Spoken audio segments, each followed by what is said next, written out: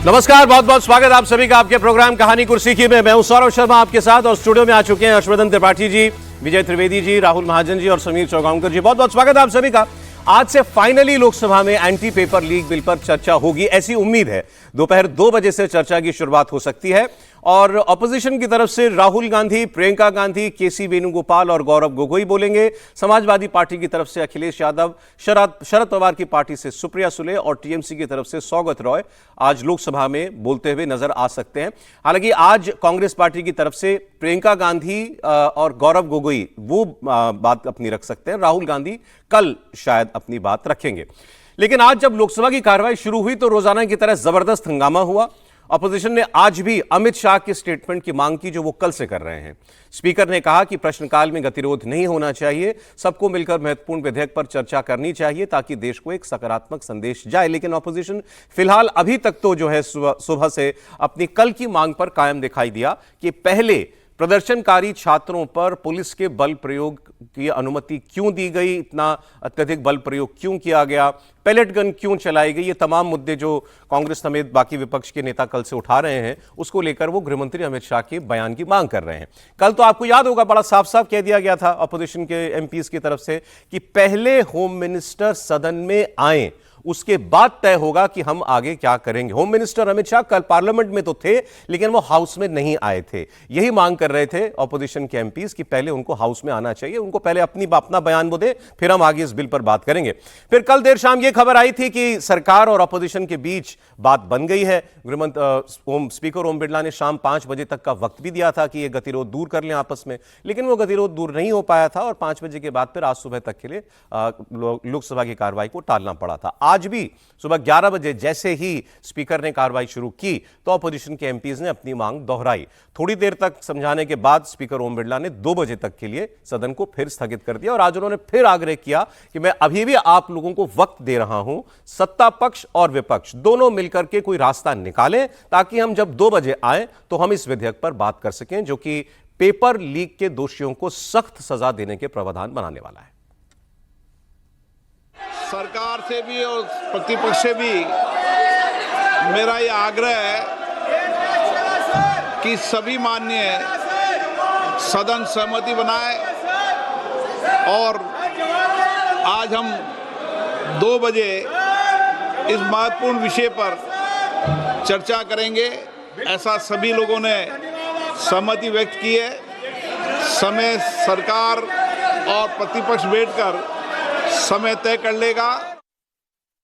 देखिए, ये चर्चा हम लोग कल भी कर रहे थे कि इसको अनिश्चित काल तक तो टाल नहीं सकता या कई दिनों तक तो टाल नहीं सकता विपक्ष इस विधेयक पर बात कर रहा है, क्योंकि विधेयक बच्चों से और छात्रों से जुड़ा हुआ है। तो इस पर वो चर्चा तो करेगा, लेकिन वो पहले ये बताना चाहता है कि हम बच्चों के ऊपर हुई जाति का मुद्दा भूले नहीं है और भले ही सड़क से प्रदर्शन अभी फिलहाल थम गया हो, लेकिन संसद में हम उन बच्चों की मांग को आगे बढ़ाते हुए दिखने चाहिए। ऑपोजिशन ये करना चाहता है, लेकिन अगर सहमति बन गई तो फिर अभी तक ये 2 बजे तक का, 11 बजे से लेकर के 2 बजे तक ये 3 घंटे जो है ये क्यों खोए जा रहे हैं, इसकी बात हम लोग कर लेते हैं। त्रिपाठी जी, देखिए, मेरा बड़ा स्पष्ट मानना है कि एक समय के बाद किसी भी तरह से जिद नहीं दिखनी चाहिए। जब सरकार की जिद की आप बात करते हैं तो पॉलिटिकल पार्टी के तौर पर जो विपक्ष है उसकी भी जिद नहीं दिखनी चाहिए। जब ये सारी चीजें तय हो गई, लोकसभा अध्यक्ष के चेंबर में बैठ के आपने तय कर लिया, तो उसके बाद इस कार्रवाई को न चलने देना, स्लोगन करना, नारेबाजी करना, ये किसी भी स्थिति में ठीक नहीं। कहने को भले कोई कह दे कि भाई वो नहीं चलता है, जब तक तय नहीं हो तो कोई दूसरे मुद्दों पर बात नहीं होती, लेकिन मूल रूप से ये है कि जब आपने इसकी सहमति बना ली तो अच्छा होता कि प्रश्नकाल चलने देते, उसके बाद आप सीधे सीधे कराते। और मैं तो ये भी नहीं समझ पा रहा हूं कि 2 बजे तक की प्रतीक्षा क्यों करनी थी। वही आपको अगर इसी विषय पर जाना है तो उसको क्यों जाना, आप 12 बजे से करते, सीधे सीधे उसी पर चर्चा शुरू करा देते। इसमें कोई ऐसी मतलब कोई नियम की या किसी और चीज को बाध्यता तो है नहीं, मुझे जहां तक समझ है।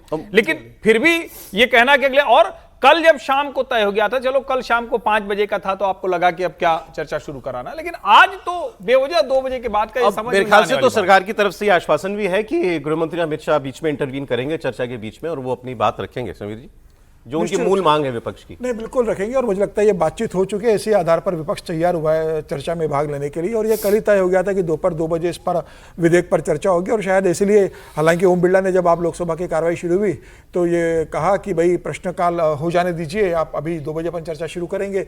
कृषि मंत्री शिवराज सिंह चौहान बोलना चाहते हैं प्रश्न के उत्तर में, लेकिन विपक्ष ने हंगामा किया तो सीधे आधे घंटे या 1 घंटे के लिए उन्होंने स्थगित नहीं किया, सीधे 2 घंटे के लिए स्थगित कर दिया 2 बजे तक, क्योंकि ओम बिरला समझ गए थे कि अब सदन 2 बजे तक चलेगा नहीं, अब सीधे चर्चा होगी, तो सीधे 2 बजे तक कर लिया गया है। तो विपक्ष अब मुझे लगता है 2 बजे चर्चा में हिस्सा लेना चाहता है। और लेकिन मैं बताना चाहता था कि भाई अभी भी हम इस बात पर अड़े हुए कि अमित शाह जी अपना बयान दे। अमित शाह जी देंगे, 13 तारीख से चलने वाला है, और जब अमित शाह बोलने आएंगे तो पूरी तैयारी के साथ आएंगे और मुझे लगता है कि फिर वो सारे धागे खोलेंगे। फिर ऐसा नहीं है कि उसे इस मामले बोलेंगे इसके पीछे कौन लोग थे, क्या हुआ।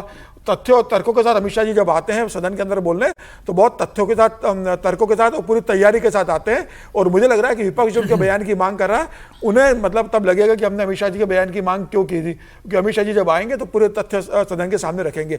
फिलहाल इस बात पर सहमति बन गई, हालांकि राज्यसभा में अभी सहमति कोई बहुत बनी नहीं थी बिल को लेकर, कि वहां पर भी एक बिल आने वाला था। लेकिन यह है कि अब चर्चा शुरू होगी और स्पीकर ने कहा है कि अगर 6 घंटे का समय अलॉट किया है, 6 घंटे का समय कम पड़ेगा। वो हाउस में बहुत समय बैठते हैं, बिल्कुल हमेशा रहते हैं, आज भी रहने वाले हैं, वहां पर आएंगे। तो अगर वो हाउस में आ जाए तो मुझे लगता है कि ये नहीं, निश्चित रूप से आएंगे, वो निश्चित रूप से आएंगे। और वो जब बोलेंगे तो तथ्यों और तर्कों के साथ बोलेंगे। फिलहाल ये कि 6 घंटे का समय अलॉट किया था और स्पीकर ने कहा है कि अगर ज्यादा होगा तो समय भी वो तो प्रॉब्लम ही नहीं है, हमारे तो रात को 12-12 बजे तक, बिल्कुल अब चर्चा होगी और विपक्ष अपनी सारी मांगे आ गए। संशोधन उन्होंने कहा है लाने के लिए। सरकार क्यों चाहती है कि चर्चा हो जाए? सरकार को ये लगता है कि एक बार चर्चा शुरू हो जाएगी तो नॉर्मल सी दिखेगी। भाई सड़क पर हो गया मामला शांत, अब पार्लियामेंट भी एक बार चर्चा शुरू हो जाती है तो फिर उसके बाद वो मामला फिर आगे बढ़ जाता है।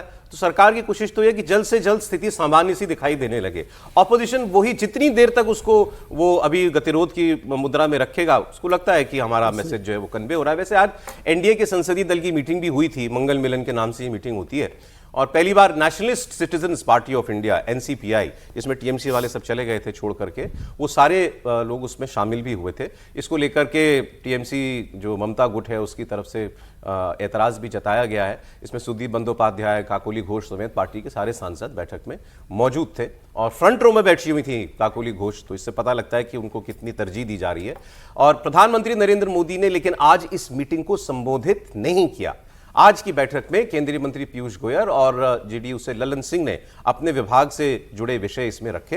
पीयूष गोयल ने बैठक में बताया कि फ्री ट्रेड एग्रीमेंट मतलब एफटीए से कैसे देश को फायदा होगा, और यह भी उन्होंने जानकारी दी कि किसानों के हितों को सरकार किसी भी रूप में सुरक्षित रखेगी, और ये सब समझ रखकर ही, सामने रखकर ही एफटीए किए जा रहे हैं। लेकिन प्राइम मिनिस्टर आज जो है इस विषय के ऊपर नहीं बोले हैं, क्योंकि पूरा इस जेनजी आंदोलन के दौरान सारी मैसेजिंग अभी तक प्रधानमंत्री के द्वारा ही की जा रही है, तो ऐसा लग रहा था कि आज भी वो कोई संदेश देंगे, लेकिन आज ऐसा नहीं हुआ। विजय जी बिल्कुल ठीक है, ये बहुत आपने महत्वपूर्ण बात की कि ये सरकार इसलिए चाहती है कि उससे नॉर्मलिटी हो जाए, जो पिछले 30-40 दिन से ये सब कुछ चल रहा था, आंदोलन, छात्र आंदोलन, और जब तक ये चलेगा तो वो बात खटकती रहेगी लोगों के दिमाग में कि भाई वो उस आंदोलन पर, उस सारी चीज़ों पर होगा। एक बार हाउस चालू हो जाए तो वो बात खत्म होगी, बिल पर चर्चा शुरू हो जाएगी। और इससे भी महत्वपूर्ण जो मुझे लगता है कि सरकार का जो अगला एजेंडा है सेशन का, उसके लिए वो ज़्यादा चिंतित है कि एक बार वो नॉर्मल आ जाए तो फिर वो वहां पर आगे बढ़े। आपको लगता है आगे बढ़ेगी? मतलब वो डिलिमिटेशन बिल, महिला बिल, और भी बहुत सारी चीजें होती है, जैसे अभी वंदे मातरम को लेकर भी राज्यसभा में आप डिलिमिटेशन पे, सरकार के पास तो बहुत सारा एजेंडा होता है ना, तो डिलिमिटेशन ही नहीं, वंदे मातरम पर भी अभी राज्यसभा में जब चर्चा होगी तो हंगामा होना है, FCRA आना है, तो इसलिए बहुत सारे बिल ऐसे हैं। डिलिमिटेशन तो मुझे नहीं लग रहा कि अभी सरकार लाने की तैयारी पूरी तरह से कर रही है। लेकर आ जाए तो अलग बात है, क्योंकि लेकर भी आएगी तो फिर वो चला जाएगा। देखिए ये सारे बिल तो सारे के सारे बिल वैसे ऐसे हैं जिन पर विपक्ष एजिटेट होगा, इसलिए वो चाहते हैं कि सामान्य माहौल। क्या सरकार ऐसे बिल रखेगी आगे? वंदे मातरम वाला तो रखा ही हुआ है, FCRA पर खूब घमासान होना है, इसमें कोई शक नहीं है। अब ये डिलिमिटेशन बिल, महिला बिल, ये सदन में लाने की तैयारी थी, ऐसी जानकारी सत्र की शुरुआत में हमको मिली थी। लेकिन बाकी वो जो वो PMCM बिल था और वन नेशन वन इलेक्शन, तो उसकी रिपोर्ट नहीं आ रही है, ये क्लियर हो गया, वो ड्रॉप हो गया। तो और ये भी मुझे संभावना कम लग रही है डिलिमिटेशन बिल की, क्योंकि डिलिमिटेशन बिल लाने के लिए बहुत लंबी तैयारी की जरूरत पड़ेगी सरकार को, कि पहले एक माहौल बना जाए, पहले बैठक की जाए सब लोगों के साथ, वो बिल नहीं आएगा। लेकिन और जो बिल है वो भी आसानी से पास होने वाले बिल नहीं है। तो सरकार चाहती है कि एक माहौल नॉर्मल हो जाए, उस पर काम हो। हाँ, आज ये था कि एनडीए की बैठक में, जो पार्लियामेंट्री पार्टी की बैठक है, उसमें प्रधानमंत्री जी कुछ कहेंगे और बताएंगे कि इस पूरा जो अपडेट क्या है, उस पर कोई चर्चा नहीं हुई। ये प्रधानमंत्री जी ने तय किया होगा। आमतौर पर वो पार्लियामेंट्री पार्टी की बैठक में बोलते ही हैं, दिशा निर्देश भी देते हैं। पिछला जो रिकॉर्ड है, और ये पहली बार हुई है बैठक, पिछले जो आंदोलन का जो पिछला मंगलवार को जो बैठक हुई थी, उसके बाद इनका बोले थे प्रधानमंत्री। हाँ, तब बोले थे। धर्मेंद्र प्रधान का इस्तीफा हो गया, तो उसके बाद आज धर्मेंद्र प्रधान साहब आए भी नहीं थे वहाँ पे बैठक में। वो तो भुवनेश्वर में है, अभी हम तस्वीरें दिखाएंगे। आज भुवनेश्वर में भी उनका बड़ा जबरदस्त स्वागत हुआ है। इसको लेकर के भी हम लोग बात करेंगे। उस्बोलो जी के साथ है आज संघ के सरकार उस्बोलो जी के साथ आज वो वहां पर हैं। इस वक्त जो है ना, सरकार को नसीहत बहुत मिल रही है। अपने भी नसीहत दे रहे हैं, पराये भी नसीहत दे रहे हैं। घर वाले कह रहे हैं भाई, थोड़ा आगाह कर रहे हैं कि फूक फूक कर कदम रखो, सड़क का मूड समझो, लोगों का जेनजी का मूड समझो। तो उसकी बात भी हम लोग करेंगे। और इस बीच एक कल रात की जो एक डेवलपमेंट है, इस पर भी बहुत प्रतिक्रिया आ रही है और वो सुप्रीम कोर्ट में मामला पहुंचा था, वहां से भी आज बड़ी खबर आई है, वो आपको बता देता हूं। 20 जुलाई को जो संसद मार्च का ऐलान किया था प्रदर्शनकारियों ने, तो पुलिस के साथ टकराव हुआ था। उस वक्त पुलिस ने बल प्रयोग भी किया था। वो मामला सुप्रीम कोर्ट पहुंचा था। आज chief justice Suryakant, justice Joy Mallya Bagchi और जस्टिस वी मोहना की बेंच ने इन सारे मामलों की सुनवाई की और याचिकाकर्ताओं ने दोषी पुलिसकर्मियों पर कार्रवाई और साथ में भविष्य में प्रदर्शनों के लिए राष्ट्रव्यापी दिशा निर्देश, गाइडलाइंस दिए जाने की मांग की सुप्रीम कोर्ट से। इस बार सुप्रीम कोर्ट का बड़ा आदेश आज आया है। कोर्ट ने हिरासत में लिए गए और गिरफ्तार किए गए सारे छात्रों को तुरंत छोड़ने का आदेश दिया है। कोर्ट ने कहा है कि जिनके खिलाफ पहले से कोई केस दर्ज नहीं है, उनको तुरंत रिहा किया जाए। सोमवार को मामले की अगली सुनवाई होगी, जिसमें कोर्ट की तरफ से केंद्र सरकार, दिल्ली, बिहार, महाराष्ट्र, असम, बंगाल, यूपी और केरल सरकार से जवाब मांगा जाएगा। चीफ जस्टिस ने कहा कि पूरे मामले की जांच होनी चाहिए, जांच इंडिपेंडेंट, पारदर्शी होनी चाहिए। सॉलिसिटर जनरल तुषार मेहता ने सरकार की तरफ से कोर्ट को बताया कि हिंसा में 250 पुलिसकर्मी भी घायल हुए हैं। कुछ पुलिस वालों को चोटें इतनी गंभीर थी कि उनको टांके लगाने पड़े। हिंसा छात्रों ने नहीं की, कुछ असामाजिक तत्व, बदमाश, ये बिन बुलाए मेहमान जरूर आए होंगे। उन्होंने कहा कि हमारे पास डेटा है, मर्डर, रेप, एनडीपीएस के चार्जेस वाले लोग भी इस प्रदर्शन में शामिल हो गए थे। इसलिए इसकी इंडिपेंडेंट जांच भी होनी चाहिए। लेकिन सीजीआई की तरफ से ये कहा गया कि ये शांतिपूर्ण प्रदर्शन था, किन हालात में बल प्रयोग हुआ, किस किस्म की टियर गैस इस्तेमाल हो रही है और कौन से वेपन्स पब्लिक को तितर बितर करने के लिए वो पुलिस फोर्स और बाकी सुरक्षा बल इस्तेमाल कर रहे हैं, इस सब की एक इंडिपेंडेंट इंक्वायरी जरूरी है। उसका कॉन्स्टिट्यूशन कैसा होगा, मतलब वो जो जांच कौन करेगा, कैसे होगी, उन्होंने कहा कि वो हम बाद में अपने ऑर्डर में बताएंगे। लेकिन उन्होंने फौरी तौर पर इतना तो माना है कि ये जो बल प्रयोग हुआ ये शांतिपूर्ण छात्रों के ऊपर नहीं होना चाहिए था। एक अपडेट मैं आपको और दे दूं इसी में, 4 पुलिस वाले जो घायल हुए इस प्रोटेस्ट में, उनके परिवार वाले भी सुप्रीम कोर्ट पहुंच गए हैं और उन्होंने कहा है कि इनको भी न्याय दो जज साहब। ये भी, इनके भी कोई बच्चे हैं, इनके भी माता पिता हैं, इनकी भी जान जाते जाते बची है। इनके साथ हिंसा करने वालों को भी जो है सजा मिलनी चाहिए। सुप्रीम कोर्ट की टिप्पणी पर क्या बोलेंगे? देखिए, जो चीफ जस्टिस ने कहा है वो काफ़ी सिग्निफिकेंट कहा है। अगर मैं उनको कोट करूं तो उन्होंने कहा है कि court is examining allegations of police violence including claims of grievous injuries, assault on women, advocates and media persons, and observed that there were allegations making out a prima facie case of commission of offences. उसके बाद उन्होंने कहा why shouldn't be there an independent probe into these allegations. तो वो दोनों तरफ से हुई हिंसा की बात कर रहे हैं? हाँ, या पुलिस उन्होंने पुलिस की हिंसा की अभी तक, पुलिस की बल प्रयोग की बात की। और ये लग रहा है, जिस तरह की बात चीफ जस्टिस कर रहे हैं, कि कोई इंडिपेंडेंट इंक्वायरी का कमेटी जो है वो इस मामले में बैठाई जा सकती है, जो कि ये इंक्वायरी करे कि स्टेट्स में और सेंटर में जिस तरह का बल प्रयोग छात्रों पे किया गया है उसमें किस तरह की या तो गड़बड़ी है या फिर जो भी अट्रॉसिटी या ये कहें कि ज़्यादा बल प्रयोग किया गया उसको देखा जाए। साथ में देखिए, ये बातें तो ये बिल्कुल साफ है, लेकिन इस बीच में जो खबरें आ रही हैं कि जो आरएएफ है उसने किसके कहने पर जो है वो पैलेट गन का प्रयोग किया, ये बातें भी सामने आ रही हैं। उसमें डीसीपी की बात हो रही है कि एक डीसीपी के जो है आदेश पर ये सारा किया गया। तो ये सारी बातें जो है वो कोर्ट के सामने आएंगी। और देखिए, आपने बिल्कुल खुद कहा कि पुलिस वाले जो घायल हुए हैं वो भी कोर्ट के सामने, उनकी फैमिलीज भी कोर्ट के सामने हैं। तो वहां पे भी देखा जाएगा कि आखिर कौन से ऐसे एलिमेंट्स थे जिन्होंने इतने पुलिस वालों पे ये इस बात तरह तो के हुई ना कि यहाँ पे इनके बीच में भी जो है असामाजिक तत्व आए थे, ये तो कोर्ट में बात हुई। हाँ, पर ये कौन लाया था ये भी जांच का विषय है। ये असामाजिक तत्व कैसे वहां पहुंचे ये भी तो जांच का विषय है। दूसरी साइड ये भी है कि ऐसा तो नहीं, कभी भी आंदोलन होते हैं उन सब में इस तरह के एलिमेंट्स घुस जाते हैं जो कि इस तरह के आंदोलनों में इस तरह के काम करते हैं। ये तो सुप्रीम कोर्ट में हुआ, बाकी जो कल रात से हो रहा है वो मैं आपको बता दूं। आज ये सीजेपी के नेतृत्व ने सरकार को एक डेडलाइन दी हुई थी, उनके बीच जो समझौता हुआ उसमें आज का दिन तय था कि आज सरकार जो है जिन भी स्टेट्स में और यहां जंतर मंतर की प्रोटेस्ट में जो भी छात्र डिटेन हुए, जिन पर एफआईआर हुई, जो गिरफ्तार हुए, उन सबको रिहा करने के आदेश निकालेगी, नोटिफिकेशन के साथ निकालेगी और उसकी कॉपी दी जाएगी इनको, सीजेपी के लोगों शाम को। को 6 बजे तक का समय था। तो वो अब कल क्या हुआ, कल शाम से लगातार ये माहौल बनने लगा कि अभी तो और राज्यों में जो है गिरफ्तारियां अभी भी हो रही हैं, डिटेंशन में अभी भी लोगों को लिया जा रहा है, हिरासत में लिया जा रहा है। तो सरकार अपने वादे से मुकरे ना। तो सीजेपी ने चेतावनी जारी की कि अगर ऐसा होता है तो हम दोबारा प्रोटेस्ट करेंगे। और आपने देखा उसके तुरंत बाद चंद घंटों के अंदर सरकार की तरफ से रात में फिर अप्रोच किया गया सीजेपी लीडरशिप को, उन पुलिस के मार्फत, पुलिस के अधिकारियों के मार्फत। रात को मेरे ख्याल से 12-1 बजे उनकी एक मीटिंग हुई और इस 1 बजे के बाद उनको बिहार और असम सरकार का नोटिफिकेशन उनको दे दिया गया, जिसमें यह कहा गया कि सारे लोग रिहा किए जा रहे हैं। ये नोटिफिकेशन निकाला, वो सरकारी आदेश निकाल दिया असम और बिहार की सरकार ने, सारे लोगों को, छात्रों को तत्काल प्रभाव से रिहा किया जाता है। आज दिल्ली और पश्चिम बंगाल से भी ऐसे आदेश जारी हो सकते हैं और सुप्रीम कोर्ट ने भी थोड़ी देर पहले कह ही दिया है कि सारे प्रदर्शनकारियों को जो है वो रिहा कर दिया जाए। अब देखिए इसमें कितना गैप है, मतलब यही इस वक्त प्रॉब्लम यही लग रही है कि जो सरकार की लीडरशिप है वो जो सोच रही है, क्या वो सीधे कन्वे हो रहा है उनके बाकी आर्म्स को, स्टेट गवर्नमेंट को या पार्टी को। ये जो आप अभी देख रहे हैं अपनी स्क्रीन पर, बिहार सरकार ने कल एक इश्तिहार छापा अखबार में कि आप अपने बच्चों को अराजक तत्वों के हाथ में न जाने दें, और ये कहा कि इन सारे मामलों को, इन सारे लोगों को जिनकी तस्वीरें अखबार में दी गई, कि हमने इन सबको असामाजिक तत्वों, मतलब गतिविधियों में लिप्त पाया है, तोड़फोड़ में, आगजनी में, इस सब में, पथराव वगैरह में। और वही सरकार रात को आदेश निकालते हैं सबको रिहा कर दो। क्या यही बताता है ना, आपको मालूम ही नहीं करना क्या है।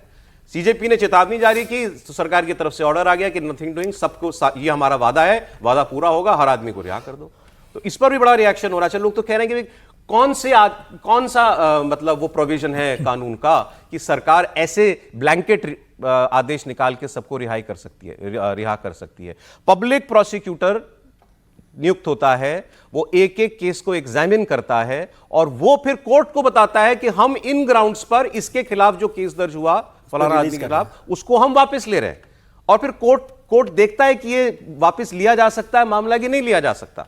और मान लीजिए कि वापस भी ले लिया तो कोई भी उसको चैलेंज कर सकता है कोर्ट में कि आपने किस आधार पर इस आदमी को रिहा करने का आदेश दिया या इसके खिलाफ एफआईआर को आपने विड्रॉ कैसे किया। तो इतना आसान नहीं है, लेकिन सरकार मैसेज ये दे रही है कि आपने जो मांगा हमने वो पूरा किया, हमारी तरफ से इसमें कहीं कोई कमी नहीं है। त्रिपाठी जी, नहीं, पता नहीं, आप ये कह रहे हैं कि दूसरों को नहीं, लेकिन मुझे तो सरकार सचमुच इसमें भ्रम की अवस्था में दिखती है।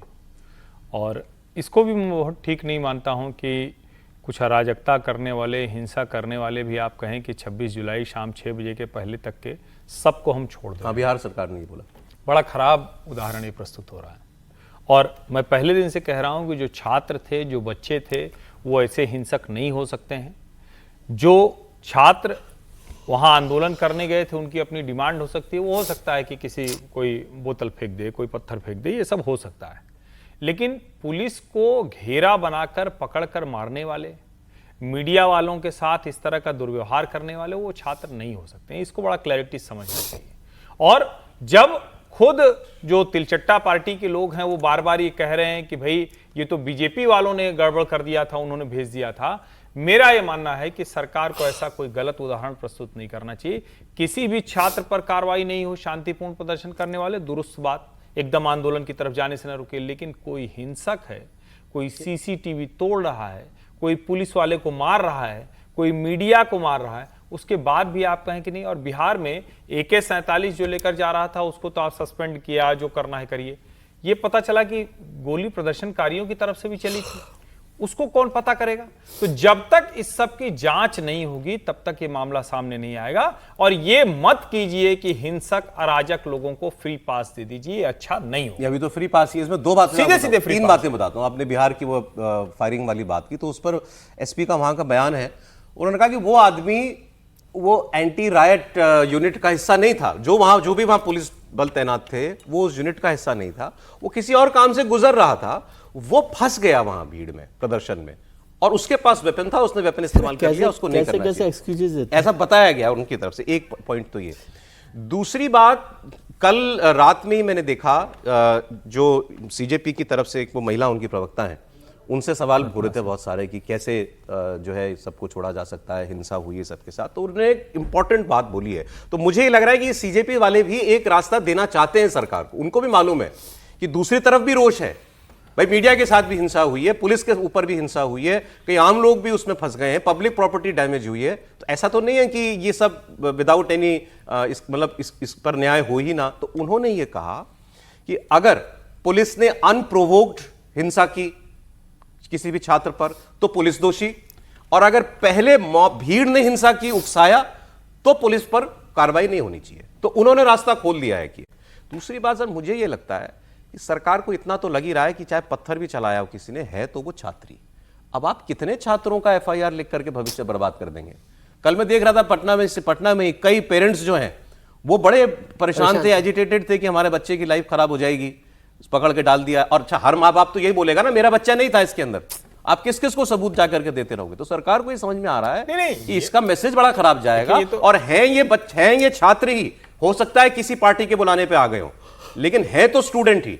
तो आप कितने स्टूडेंट के खिलाफ पर्चा लिखोगे भाई? उसका वो अगला इम्तिहान में नहीं बैठ पाएगा। नहीं, ये तो देखिए, ये मैं पहले दिन से कह रहा हूं, और चूंकि मैं तो छात्र आंदोलनों का हिस्सा रहा हूं इसलिए कह रहा हूं कि ये पत्थरबाजी, पुलिस की लाठीचार्ज, कुछ ये कोई ऐसी घटना नहीं कि जिसको हम कहें कि पहली बार हुआ, ये होता ही है। मैं सिर्फ ये कह रहा हूं कि क्रिमिनल माइंडसेट के साथ अगर किसी के साथ दुर्व्यवहार हुआ है, चाहे वो पुलिस वाला हो, चाहे मीडिया वाला हो, चाहे दूसरे बच्चे हो, वो खतरनाक है। सरकार पुलिस ने जिनको किया है वो भी सरकार अभी कोई डिस्टिंक्शन नहीं कर रही है, कोई फर्क नहीं कर रही है, वो सबको स्टूडेंट मान के सबको रिहा करने का आदेश दे रही है। निश्चित रूप से सरकार ने पूरी तरीके से मान लिया है कि भाई जितने आंदोलन में लोग आए थे वो सारे छात्र हैं, और हाँ, हमारे यहाँ से ऐतिहासिक गलती हो गई कि पुलिस ने की, और सरकार अपनी गलती मान रही है। सब बिहार में, बंबई में दे दिया है, बंबई में सबको छोड़ने के आदेश कल रात को गृह मंत्रालय ने जारी कर दिए कि एक के ऊपर भी कार्रवाई नहीं होगी, सबको रिहा किया जाए। अब मुझे लगता है कि सरकार किसी भी स्थिति में इस मामले को और बढ़ाने की स्थिति में, सरकार को ये डर है कि हम अगर 10 अपराधी वृत्ति के अगर लोगों को गिरफ्तार कर लेंगे और फिर छात्र आंदोलन भड़का उसके अगेंस्ट में, तो सरकार ने अब पूरी तरीके से समझौते के पक्ष में आ गई। सरकार ने कहा भाई हम सब आपकी बातें मांगते हैं, हम ये भी बात मांगते हैं कि अगर पुलिस पर जो हमला हुआ है उसमें कोई आपराधिक वृत्ति के लोग हैं, हम उनको भी छात्र मानने के लिए तैयार है। और आप सुप्रीम कोर्ट का जो जिस तरीके से ऑब्जर्वेशन आया, अभी बताइए, सही है, रुख सही है सरकार का? नहीं, अब सरकार मतलब इसमें अब क्या करती है सरकार? तो ये आइडेंटिफाइड करना सरकार के लिए बहुत मुश्किल था ना। जब आपने एक्सेप्ट कर लिया, जब बैठक हुई और जब आपने कॉकरोच पार्टी से कह दिया स्पष्ट रूप से कि भाई हम सबको रिहा करेंगे, उन्होंने ये तो नहीं कहा था कि जो आपराधिक वृत्ति के जो लोग हैं उन पर आप कार्रवाई करो, स्टूडेंट को छोड़ दो। सरकार जब सबको एक्सेप्ट करने को तैयार है तो सरकार ने बता दिया कि हम इस मामले को लेकर विपक्ष को कोई राजनीति करने का मौका देना चाहते हैं। सरकार नया बवाल नहीं चाहती, बिल्कुल नहीं चाहती सरकार, कोई बवाल नहीं चाहती। वरना साफ कहा था, शांतिपूर्ण प्रदर्शन करने वालों के खिलाफ कोई कार्रवाई नहीं होगी। और बाकायदा तिलचट्टा पार्टी के नेताओं ने भी कहा था कि इसमें गुंडे घुसाए गए, तो अगर गुंडे घुसाए गए तो उनके खिलाफ तो कार्रवाई होगी ना भाई।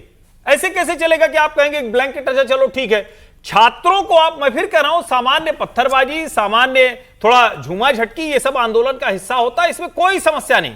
लाठी चलना भी इसमें कोई समस्या नहीं, पुलिस वालों पे भी इस तरह कोई कार्रवाई नहीं। लेकिन अगर कहीं क्रिमिनल माइंडसेट के साथ, इंटेंशन के साथ कुछ हुआ है, चाहे छात्र को पीटा गया हो, चाहे मीडिया को पीटा गया हो, और चाहे पुलिस वालों को, सरकार जो कर रही है कार्रवाई सही कर रही है, चाहे मजबूरी में नहीं, मजबूरी में कर रही है, ये तो पहली बात है।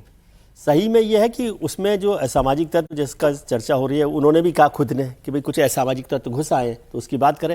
लेकिन किस तरह के एक्सक्यूजेज चलते हैं मैं देख रहा हूँ। आपने कहा अभी सरकार कह रही है कि वो उसमें चला आया था राइफल लेकर, AK-47 लेके, वो दिख रहा है आपको, हेलमेट पहन के घूमते हैं लोग पैदल चलने में, और फिर कोई और किसी को नहीं मार रहे, उसको कर रहे हैं, इस तरह के एक्सक्यूज। और दूसरा, ये तो बहुत आपत्तिजनक है जिसमें हम चर्चा नहीं कर रहे कि वो अखबार में विज्ञापन छाप दें कि वो असामाजिक तत्व है। ये कौन से कानून के तहत है? इस पर तो सरकार पर मुकदमा होना चाहिए किस आधार पर आप बच्चों को नहीं, वो इस तरह से- objectionable था, वो बहुत objectionable ऑब्जेक्शनेबल है, बहुत उस पर गलत है। चर्चा करिए। ये वो क्या वो बकवास कोई कर भी हो, रखा वो है, हमेशा के क्या लिए वो- तमाशा लगा रखा है हमेशा आप के लोगों लिए ने? वो पेंट हो हाँ, गया। हमेशा के लिए रिपोर्ट पेंट हो गया। और ये आपको ध्यान है, उस समय भी हुआ था, मैं उस समय भी आपत्ति की थी जब योगी सरकार ने कुछ लोगों के होर्डिंग्स पर फोटो लगा दिए, वो भी आपत्तिजनक था। आप ऐसे नहीं कर सकते, कानून के तरीके से चलिए ना, कानून पर काम करिए।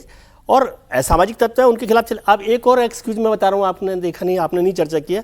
दिल्ली पुलिस ने क्या किया है कि 2879 लोगों की लिस्ट बनाई है फेस रिकॉग्निशन, फेशियल रिकॉग्निशन, और उसमें कहा है कि भाई 500 लोग ऐसे गुंडे हैं, 800 लोग ऐसे गुंडे हैं, 150 लोग डकैती वाले हैं, 101 लोग वो हैं जिन पर हत्या के आरोप है। तो ये शहर है क्या है जिसमें 101 लोग हत्या के आरोप में घूम रहे हैं? उस पर चर्चा तो हो जाएगी, लेकिन नहीं, ये दिल्ली पुलिस देख रही है, इसमें 2800 लोग घूम रहे हैं। सर एक सेकंड, पुलिस तो अपना काम अपने तरीके से ही करेगी ना। आप सरकार ऊपर से आदेश दे दे भाई तुम्हें नहीं आगे बढ़ना, वो अलग विषय है, लेकिन पुलिस तो अपनी जांच करेगी ही ना। और अगर उसके फेशियल रिकॉग्निशन सिस्टम के थ्रू उसके डेटाबेस से कोई आपराधिक बैकग्राउंड निकल रहा है, किसी का रिकॉर्ड निकल रहा है, उसको बताने में क्या हर्ज है? अगर मान लीजिए कोई उसमें हत्यारा अगर शामिल था और पुलिस बता रही है कि ये फलाने आदमी के पास ऊपर 302 लगा हुआ है, इसमें क्या गलत है? सर ये तो होना चाहिए। नहीं तो फिर तो उनको पकड़ लो ना, फिर उसको क्यों? मैं तो कह रहा हूं कि वो तो सरकार जाने ना।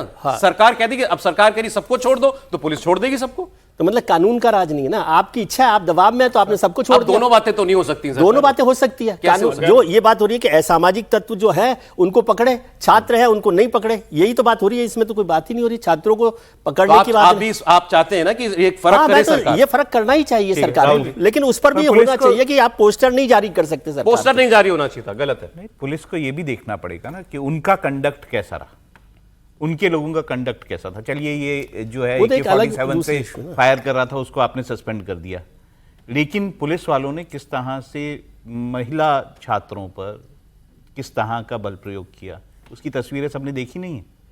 आप डंडा लेके क्या कर रहे थे देखा नहीं है लोगों ने। तो फिर आपने उसको एनालाइज किया कि आपके लोगों की जो ओरिएंटेशन है, आपके लोगों का काम है, क्या वो तर्कसंगत है? ये भी देखना पड़ेगा ना। आप जब बाकी फेशियल रिकग्निशन जब बाकियों का कर रहे थे, तो अपने लोगों का भी फेशियल Facial रिकग्निशन recognition कर लीजिए। इसने क्या किया? वो तो अब कोर्ट बनाएगा ना, जांच कमेटी बनाएगा। हाँ, वो तो कोर्ट कर रहा है ना, करना तो एडमिनिस्ट्रेशन को चाहिए। एक तस्वीर आपने देखी थी कल की ही थी, वो पार्लियामेंट पहुंचे थे धर्मेंद्र प्रधान, तो उनका बड़ा स्वागत हुआ था।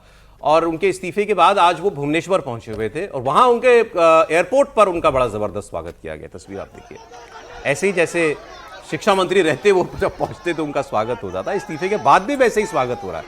और किसी ये एक्चुअली हीरो वेलकम हो रहा है। ऐसा नहीं होता है आमतौर पर, मंत्री पहुंचते, जब मंत्री रहे होंगे लोग जाते होंगे रिसीव करने के लिए आते होंगे, मंत्री का एक आभा मंडल होता है, सब ठीक है, प्रोटोकॉल भी होता है, लेकिन ये जो है ये हीरो वेलकम है कि साहब आपने बहुत अच्छा काम किया, हालात को संभालने के लिए आपने अपने मन से इस्तीफा दे दिया और हालात उसके बाद जो है वो ठीक हो रहे हैं। तो धर्मेंद्र प्रधान को उनकी पार्टी किसी भी रूप में ये नहीं दिखाना चाहती कि इनकी कोई गलती थी कि हमने इनका इस्तीफा लिया उस वजह से। ना, ये तो सब ठीक ही कर रहे थे, लेकिन छात्र मांग पड़ गए थे तो ठीक है, हमने बच्चों की बात मान ली और इतने आदमी का इस्तीफा ले लिया, लेकिन हमारे आदमी ने कोई गलत काम नहीं किया। लेकिन ये जिस तरीके से रोज नई तस्वीरें आ रही हैं, इसका क्या मैसेज जा रहा है उनको भी जिन्होंने इनका इस्तीफा मांगा, और पॉलिटिकली जो अपोजिशन है उसको क्या मौका नहीं मिल रहा है इस पर बोलने का। जैसे प्रियंका गांधी ने आज रिएक्ट कर दिया उस पर और उन्होंने कहा कि ये क्या सुपरस्टार की तरह आप उनका इस्तीफा ले रहे हैं, ऐसा क्या बड़ा काम धर्मेंद्र प्रधान ने किया है। इस्तीफा देने के बाद उन्होंने इस्तीफा देना ऐसी कौन सी उनकी बहुत बड़ी उपलब्धि है कि आप इस तरीके से उनका हीरो वेलकम करें। शर्मनाक है किन परिस्थितियों ने इन्होंने इस्तीफा दिया और फिर उनका यहाँ पे स्वागत हो रहा है जैसे कोई सुपरस्टार का आगमन हो रहा है। इस सरकार में कोई विश्वास नहीं कर सकता। आज भी स्टूडेंट्स को परेशान किया जा रहा है। मैंने देखा कुछ इंस्टाग्राम के हैंडल जिसमें लड़कियों की फोटो चिपका रहे, मतलब पोस्ट किए हुए और कहा है कि इन लोगों ने ऐसा ऐसा किया। ये क्या बात है? या तो आप बातचीत कर रहे हैं या आप इस समस्या को सुलझाना चाहते हैं, या फिर सब स्टूडेंट्स के आप पीछे पड़े हुए हैं और आप उनको दबाना चाहते हैं अभी भी। अब सवाल ये है कि जो प्रियंका गांधी कह रही हैं उसको जरा सोचिए, हैं तो वो अपोजिशन की नेता, लेकिन नसीहत बड़ी सही दे रही है सरकार को। मेरी राय है, बाकी मेहमान बताएंगे, जब आपने तय कर लिया हमें छात्रों की सारी बातें माननी, जब आपने मान लिया कि हमें इनसे कोई विरोध नहीं जताना, जो ये चाहते हैं कर दो, फिर ये मैसेज भी क्यों देना? आप थोड़ा जब कहते हैं जब समय ठीक ना चल रहा हो तो थोड़ा चुप बैठना चाहिए, रिएक्ट नहीं करना चाहिए, बोलना नहीं चाहिए, हेडलाइन में नहीं आना चाहिए, चुपचाप सर झुका के उस फिलहाल वेट मतलब इस वक्त को गुजार दें किसी तरीके से, ये आवेग शांत होने दें। उसके बीच में अगर आप ये कर रहे हैं, मुझे नहीं पता ये बीजेपी की अगर कोई स्ट्रैटेजी है तो इसके पीछे क्या वजह हो सकती है, त्रिपाठी जी बताएं। नहीं बिल्कुल, इस पे तो मुझे नहीं लगता कि हम में से किसी को भी जरा सा भी कहें कि विवाद करने की इच्छा हो रही होगी। और ये सच है कि जब आप इस तरह की स्थिति में हैं, खुद प्रधानमंत्री नरेंद्र मोदी उस जेनजी से संवाद कर रहे हैं, जब आप पूरी तरह से कह रहे हैं कि नहीं भाई हम सब मानेंगे, जो विनम्र चेहरा सरकार ने देखा जगत प्रकाश नड्डा और जितेंद्र सिंह जी के तौर पर कॉन्स्टिट्यूशन क्लब में, जिस तरह सरकार 20-22 दिन तक तो इस आंदोलन पर भी कुछ नहीं बोली। आज सोचिए पुलिस बर्बरता की चर्चा हो रही है और पहली बार हुआ कि प्रदर्शनकारी संसद कितना नजदीक पहुंच गया, इतना छूट दे रखी थी आपने, उसके बाद ये करना इसका कोई मतलब नहीं। और जैसे कल जो वो हुआ कि पाग पहनाया गया उनको धर्मेंद्र प्रधान जी को, अब मिथिला के जो भी सज्जन थे मैथिल भाषा के लिए उन्होंने पहनाया, कोई जरूरत नहीं थी, कोई आवश्यकता नहीं थी। और धर्मेंद्र प्रधान जी को ये स्थापित करने की जरूरत है क्या कि वो राजनीति में, भाई वो छात्र राजनीति से निकल कर आए हैं, एबीवीपी के दिनों से इतना जबरदस्त उनका करियर रहा है। तो अब लेकिन एक इसका आगे वाला हिस्सा, एक चीज जो अभी भाई कल इनका एक संवाद जो है वो आया है, वो ऑफ कैमरा संवाद जयराम रमेश के साथ पार्लियामेंट में, पढ़ा आपने? नहीं, वो बड़ा शानदार है। हाँ, वो मुझे लगता है ना कि सचमुच जबरदस्त है, क्योंकि जयराम रमेश की राजनीति ही पूरी एसी कमरे वाली। हाँ, आप समझिए इन्होंने क्या बोला, जयराम रमेश और आमने सामने आ गए। जयराम रमेश ने सोचा चलो मजे ले लो धर्मेंद्र प्रधान के, उन्होंने कहा इट हैपेंस, होता है, इट हैपेंस। धर्मेंद्र प्रधान ने कहा नथिंग हैपेंड, कुछ हुआ ही नहीं, I am a street fighter, मैं एसी रूम एक्टिविस्ट नहीं हूं, मुझे फर्क नहीं पड़ता। ये धर्मेंद्र प्रधान ने कहा, अच्छा था ये ऑफ कैमरा संवाद था इसलिए ज्यादा अच्छा था, यही कैमरे पे होता तो लोग कहते हैं अहंकार दिख रहा है। नहीं, तो धर्मेंद्र प्रधान तो खुद कुछ नहीं बोल रहे कैमरे पर, ऐसा थोड़ी कैमरे ने उनको ढूंढा नहीं है, लेकिन वो नहीं बोल रहे।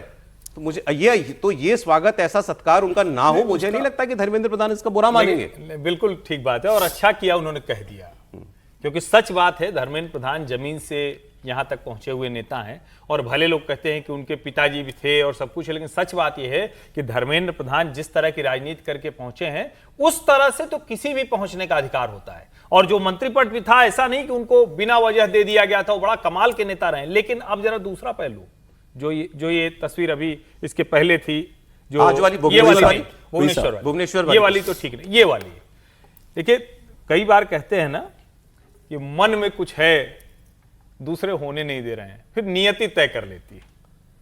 धर्मेंद्र जी के लिए लग रहा है कि नियति तय कर रही है, मुख्यमंत्री बनाएंगे। मुख्यमंत्री कब से बनने की इच्छा है उनकी, ओडिशा के मुख्यमंत्री बनने की धर्मेंद्र जी की जाने कब से इच्छा है। और ये हर कोई जानता है कि राजनीतिक तौर पर उनका नहीं, ऐसा क्या हो रहा है, आपका आकलन है, कोई खबर दे रहे हैं आप? नहीं, मैं तो इस दृश्य को देखकर आकलन कर रहा हूं। भुवनेश्वर में वो उतरे हैं और जिस तरह से देखिए, कोई कार्यकर्ता लग रहा है जो भाजपा का वर्कर है, उसको तो दिख रहा है कि ओडिशा का सबसे बड़ा नेता हमारे सामने खड़ा है। लेकिन मांझी जी ने क्या गुनाह कर दिया, उसको तो चलने दीजिए, उनका तो किसी चीज से लेना देना नहीं। नहीं कह रहा हूं कि ये अभी होने जा रहा है या नहीं होने जा रहा है, लेकिन उस तरफ जरूर जा रहे हैं। ठीक है, लेकिन 2014 के बाद भारतीय जनता पार्टी में जितने नेताओं की इच्छा थी कि अपने प्रदेश के मुख्यमंत्री बने, कोई नहीं बना उसमें से। और जो लोग कभी सोच भी नहीं सकते थे कि वो मंत्री बनेंगे, वो मुख्यमंत्री बन गए। तो भले ही धर्मेंद्र प्रधान को लगे, लेकिन अगर धर्मेंद्र प्रधान को बनाना होता तो उसी समय जब सरकार एक भी नहीं है, लाइन में कई नहीं, हर राज्य के लिए लाइन भी लगी हुई है, लाइन लगी हुई है। और देखिए, धर्मेंद्र प्रधान का स्वागत अगर पार्टी करवा रही तो पार्टी ये भी संदेश देना चाहती है कि कुर्मी कम्युनिटी से आते हैं, चासा कम्युनिटी से आते, ओबीसी से। टाइम नहीं है, टाइम नहीं। अरे मुझे तो अब आज पार्टी ये भी बताना चाहती है कि उनका पार्टी के अंदर पूरा सम्मान है। वो ठीक है, है, इस्तीफा हो गया, लेकिन पार्टी ने उनको आप बंद कमरे में उनसे कहो ना, भी धर्मेंद्र तुम्हारी नहीं, मैसेज तो जनता में जाना चाहिए। थोड़ा वक्त निकालने दो। वो बंद कमरे में ठीक है, लेकिन मैसेज तो जनता के भी जाना। यूपी के चुनाव आ रहे हैं, तमाम ओबीसी लीडर्स आपके पास संभाल लो, अभी आप यूपी का चुनाव समझ आएगा। पोस्टर भी बन गए हैं कि एक कुर्मी समाज के बेटे का जो त्यागपत्र लिया है उसका बदला पार्टी को डर है में अखिलेश यादव से कहीं कुर्मी नाराज ना हो जाए, इसलिए पार्टी बता रही है कि भाई कम से कम हम सम्मान कर रहे हैं कुर्मी कम्युनिटी का। हमारे धर्मेंद्र प्रधान बहुत महत्व के लीडर है, पार्टी को बताना जरूरी है ग्राउंड लेवल पर। एक वो भी चल रहा है, अभी 30 तारीख को उपचुनाव होने। अच्छा, दतिया से ज्यादा बांकीपुर की चिंता है इस वक्त बीजेपी को। पार्टी अध्यक्ष नितिन नवीन वही बैठे हैं सर, आए नहीं, प्रचार में ही है वो, आज नहीं आए बैठक में। वो आज संसदीय दल की बैठक में नहीं है, मंगल वहीं है ना, प्रचार में ही है, प्रचार में। वो भी एक बड़ा लिटमस टेस्ट है। और इसीलिए वो बिहार वाला मामला जो है उसको बड़ा शांति से हैंडल करने आप की। परसों ये तो नहीं कहेंगे कि धर्मेंद्र प्रधान को हटा दिया तो कुर्मी नाराज हो गए और बिहार में बाकीपुर का चुनाव जीत गई, आपके हार दोनों गई दोस्तों ने कहा। नहीं, मैं तो नितिन नवीन जी को बड़ा नेता मानता हूं, उनके लिए धर्मेंद्र प्रधान का होना नहीं होने से थोड़ी चुनाव जीतेंगे। मसला ये नहीं है, मसला ये है कि देखिए धर्मेंद्र प्रधान को लेकर पहले भी बहुत सारी बातें हुई, सरकार ने दबाव में फैसला लिया, सरकार ने निर्णय किया, और मैं दबाव का फैसला तो ये मानता हूं कि आंदोलन का दबाव जब हम बार बार कहते हैं इसका मतलब है कि उनको नहीं होना चाहिए था इस्तीफा। मैं तो मानता हूं दबाव नहीं होता, देर से सरकार ने इस्तीफा लिया, उनका इस्तीफा पहले लेना चाहिए था। दबाव का मतलब हम ये समझ रहे हैं कि उनको एक ड्यू क्रेडिट दे रहे हैं कि उनकी तो कोई गलती नहीं थी, सरकार ने दबाव में ले लिया। अरे एक मंत्री के रहते हुए 4 बार 5 बार बड़े पेपर लीक हो जाए और आप उसको जिम्मेदारी नहीं मानते और फिर कह रहे हैं कि दबाव में ले लिया। 1 महीने पहले जिसका इस्तीफा लेना चाहिए था वो आपने 1 महीने बाद दबाव में लिया, ये फैसला ठीक है, लेकिन ये कहना कि हमने दबाव में ले लिया उसका मतलब होता है कि नहीं वो तो आदमी ठीक था आज अखबार में मंत्री के तौर पर। नहीं ठीक है, उसमें ये भी था कि बीजेपी के एमपीज वगैरह के उससे लिखा हुआ था, मतलब नाम नहीं था, कि अगर मंत्रिमंडल विस्तार टाइम पे कर लिया होता सरकार ने, हाँ तो ये बात ही खत्म हो पहले ही खत्म हो जाती। उस समय भी चर्चा हो रही थी कि उनको हटा के दूसरा मंत्रालय भी दे देते तो शायद वो झगड़ा नहीं होता, तो वो बात है। और जब आपने उनको हटा दिया है तो फिर किस बात का सम्मान हो रहा है, मुझे ये नहीं समझ आ रहा। कल से आज तक में इतना बड़ा बहादुरी का काम उन्होंने क्या कर दिया कि इतनी भारतीय जनता पार्टी के नेता उनका वो कर रहे हैं, और ये दिखाने की भी जरूरत क्या। धर्मेंद्र प्रधान पार्टी के मजबूत नेता हैं, ये सब लोग जानते हैं। वो उनको 4 दिन रखते तब भी, नहीं रखते तो भी, और संगठन में भी उनको बड़ी ताकत मिल सकती है। हो सकता है ये जो बात हो रही है कि उड़ीसा का मुख्यमंत्री भी बनाया जाए, वो और होता ही है। ये थोड़ी पॉलिटिकल पार्टी में एक बार किसी का इस्तीफा चुनाव आ रहे हैं उनमें आप उनको बहुत एक्टिव देखेंगे, बहुत एक्टिव देखेंगे। नहीं, और एक मंत्री को इस्तीफा होते बहुत बार बनते रहते हैं, इस्तीफे के बाद भी बहुत मंत्री बनते हैं। हमने तो गवर्नर्स के इस्तीफे देखे बहुत कारणों से, फिर उनको मुख्यमंत्री बनते भी देखा है अनेक कारणों से। तो इसलिए अवॉइडेबल था, उसको नहीं करना चाहिए था, सरकार को नहीं करना नहीं, संसद वाला अवॉइडेबल था, ये भुवनेश्वर वाला नहीं।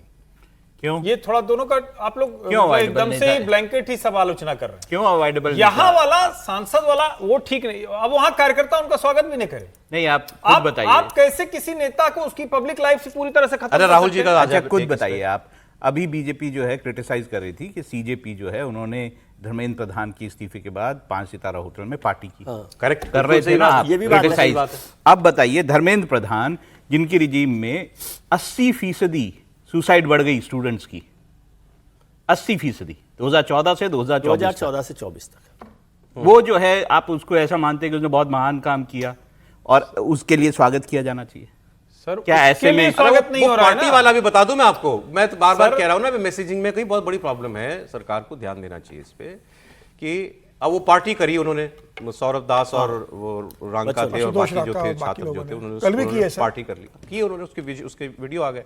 अच्छा वो कोई डिफेंसिव थोड़ी है उसको लेके, उन्होंने तो बाद में पोस्ट किया कि हाँ भाई हम एजिटेट करना भी जानते हैं, पार्टी करना भी जानते हैं, जेनजी ऐसी ही होती है, उन्होंने कह दिया, वो कोई नहीं। लेकिन बीजेपी सोशल मीडिया पर डिफेंसिव है, आरोप लगा रही है, देखिए इनका असली चेहरा, देखिए ये लोग तो पार्टी कर रहे हैं, इतने बच्चों ने खुदकुशी कर ली, उनकी मतलब उनका, तो उन्होंने 22 तारीख को भाई कैंडल जला के उनका सम्मान भी कर दिया ना। टॉप लेवल पे भी वो वीडियो दिखाए गए, तो वहां से ये रिएक्शन आया कि ठीक है बच्चे हैं, बच्चे तो ऐसे ही होते हैं, ऐसे ही करते हैं सब लोग, बच्चे तो खुशबू नहीं खुशी भी देखिए, इसको कॉन्टेक्स्ट में देखना चाहिए। 22 तारीख को इन्हीं बच्चों ने जो है, जो बच्चे जिन्होंने सुसाइड किया था, उनके लिए बाकायदा एक कैंडल लाइट मार्च किया या वो बैठक की, उसमें उन्होंने याद किया उन बच्चों को। ऐसा थोड़ा कि उन्होंने, और क्या उसके लिए वो जीवन भर वही करेंगे? बेहतर है कि समय देखना चाहिए, थोड़ा सा कूल डाउन होकर करते रहते। कोई धर्मेंद्र प्रधान कमजोर नेता हो जाएंगे 4 दिन और एक जो ये अभी हमारे आपके और मेरे मुंह से दोनों से एक ही शब्द निकले ना, बच्चे। टॉप लीडरशिप जो है सरकार की, वो ये मैसेज देना चाहती है कि ये बच्चे हैं और हम मानते हैं कि ये बच्चे हैं। वो नहीं अभी इस इंटरेस्टेड है ये बताने में कि ये इनके पीछे ये खड़ा था, इनके पीछे तो ये खड़ा था, इसने तो पहले ये बयान दिया था। सौरभ दास के बहुत सारे पुराने बयान निकाल के आ रहे हैं, दिखाए जा रहे हैं कि वो शर्जील इमाम के लिए भी बोला था, वो किसी और विषय पर भी जो है उसने अपनी बात की थी। ये अभी टाइम नहीं है ये बताने का। सरकार तो कह रही है हमारे लिए सब बच्चे हैं साहब, हमारे ही हैं, हमसे नाराज हो गए थे हम मना लेंगे, इनको जो चाहिए हम दे देंगे। अगर आप ये मैसेजिंग करते हैं 100% कीजिए, मैं वो ठीक मैसेजिंग है, ये सही समझदारी वाली ठीक बात है, इसमें तो कोई दिक्कत नहीं। लेकिन फिर मैं कह रहा हूं कि सदन में नहीं करना चाहिए था। कार्यकर्ता अपने नेता का स्वागत नहीं करेंगे इसलिए कि उसको मंत्री पद से हटा दिया गया, ये कतई किसी तरह से ठीक नहीं। ये तो होता ही नहीं ना भाई। आप ये कह रहे हैं कि धर्मेंद्र अरे प्रधान आपके कहीं अंदर का जाए तो- छात्र नेता बोल रहा है। नहीं, मेरा छात्र नेता नहीं बोल रहा है। मेरा बहुत सामान्य सी बात है, मैं धर्मेंद्र प्रधान का त्यागपत्र मांगने वालों में शुरुआती दिनों में हूं। मेरा मानना अकाउंटेबिलिटी होनी चाहिए। सदन में जो संसद के बाहर उनको पाक पहनाएगी, मैं मानता हूं उसकी आवश्यकता नहीं। लेकिन अब वो भुवनेश्वर जा रहे हैं, उनका चलिए, अपना खैर, चलिए, राज्य है, उनके चलिए। अपने कार्यकर्ता हैं। अगला वाला समर्थक हैं, सुन के वो अगला भी वाला नहीं सुन करें। के बताइएगा ये होना चाहिए कि नहीं होना चाहिए। निशिकांत दुबे जी कांग्रेस पे बोलते हैं खास तौर पे। उन्होंने कल कहा था कि ये तो विदेशी फंडिंग से खड़े हुए शरीर हैं राहुल गांधी, इनके ये तो विदेशी फंडिंग है। राहुल गांधी तो आपको दिखते हैं, विदेशी ताकतें हैं ये, उनके हाथों में खेल रहे हैं। अब उन्होंने एक नई कंट्रोवर्सी शुरू की है। एक सांसद पर, नाम नहीं लिया कौन, एक बड़ा गंभीर आरोप लगाया। उन्होंने दावा किया कि एक सांसद है जिसने लंदन में बैकऑप्स नाम से एक कंपनी रजिस्टर की। वो सांसद कौन है, पार्लियामेंट में इसका खुलासा करूंगा। और वो फिर बता रहे हैं कि इसमें कौन कौन डायरेक्टर है, वो कितनी कंपनियों का डायरेक्टर है, वो कहां ले जाना चाहते हैं, इस बात को जरा सुनते हैं। लोकतंत्र में एक सांसद हैं जिन्होंने 2003 में जो है एक कंपनी रजिस्टर्ड की, बैकऑप्स यूके लिमिटेड। उसका जो पता है वो टू फ्रॉन्गल वे है, लंदन में। मैं इन सारे मामलों को जो है पार्लियामेंट के अंदर उठाने वाला हूं कि सांसद कौन है, उसने कंपनी कैसे रजिस्टर की, लव ग्रोव से उसके क्या रिलेशन है, मैकनाइट से क्या रिलेशन है, और ट्रू फ्रॉन्गल वे का देश के टुकड़े टुकड़े गैंग में क्या योगदान है। अब क्या निशिकांत दुबे क्या मतलब कहना चाहते हैं? ये पूरी बात साफ नहीं हुई कि ये कंपनी थी, किसने, सांसद ने बनाई है, वो सांसद कौन है, किसके लिए कह रहे हैं? राहुल गांधी पे कोई आरोप है क्या? नाम तो उन्होंने किसी का नहीं लिया। बैकऑप्स कंपनी, नाम सुना लग रहा है, ऐसा लग रहा है कि बैकऑप्स ये तो बात इंडिया पहले में हो भी चुकी है। रजिस्टर्ड है।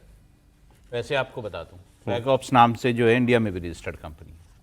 नहीं, बट व्हाट इज ही अब वो ट्राइंग टू किस पे से? लगाना चाहते हैं? कहना क्या देखिए, चाह रहे हैं? उनका निशाना ज्यादातर राहुल गांधी होते हैं या फिर गांधी परिवार होता है, तो गांधी परिवार पे ही निशाना साधने की कोशिश कर रहे होंगे। क्योंकि अगर वो ये कह रहे हैं कंपनी बनाई भी, तो कंपनी बना के क्या क्राइम हुआ, मैं ये नहीं समझा ना। उन्होंने ये कहा, उन्होंने आगे भी बातें कही हैं कि किस उस कंपनी के जरिए किस किस चीज को किया गया, ये सारी बातें हैं। उसका किस किस और कंपनी से संबंध है या किस और ग्रुप से संबंध है, तो उस तरह की भी बात है। लेकिन अब ये पूरा खुलासा करेंगे तब पता चलेगा इस बात को। ठीक है, वो कह रहे हैं पार्लियामेंट में मैं बोलूंगा, हो सकता है पार्लियामेंट में वो इस बात को रखे। सर, कुछ बात बनी इनकी बयान से?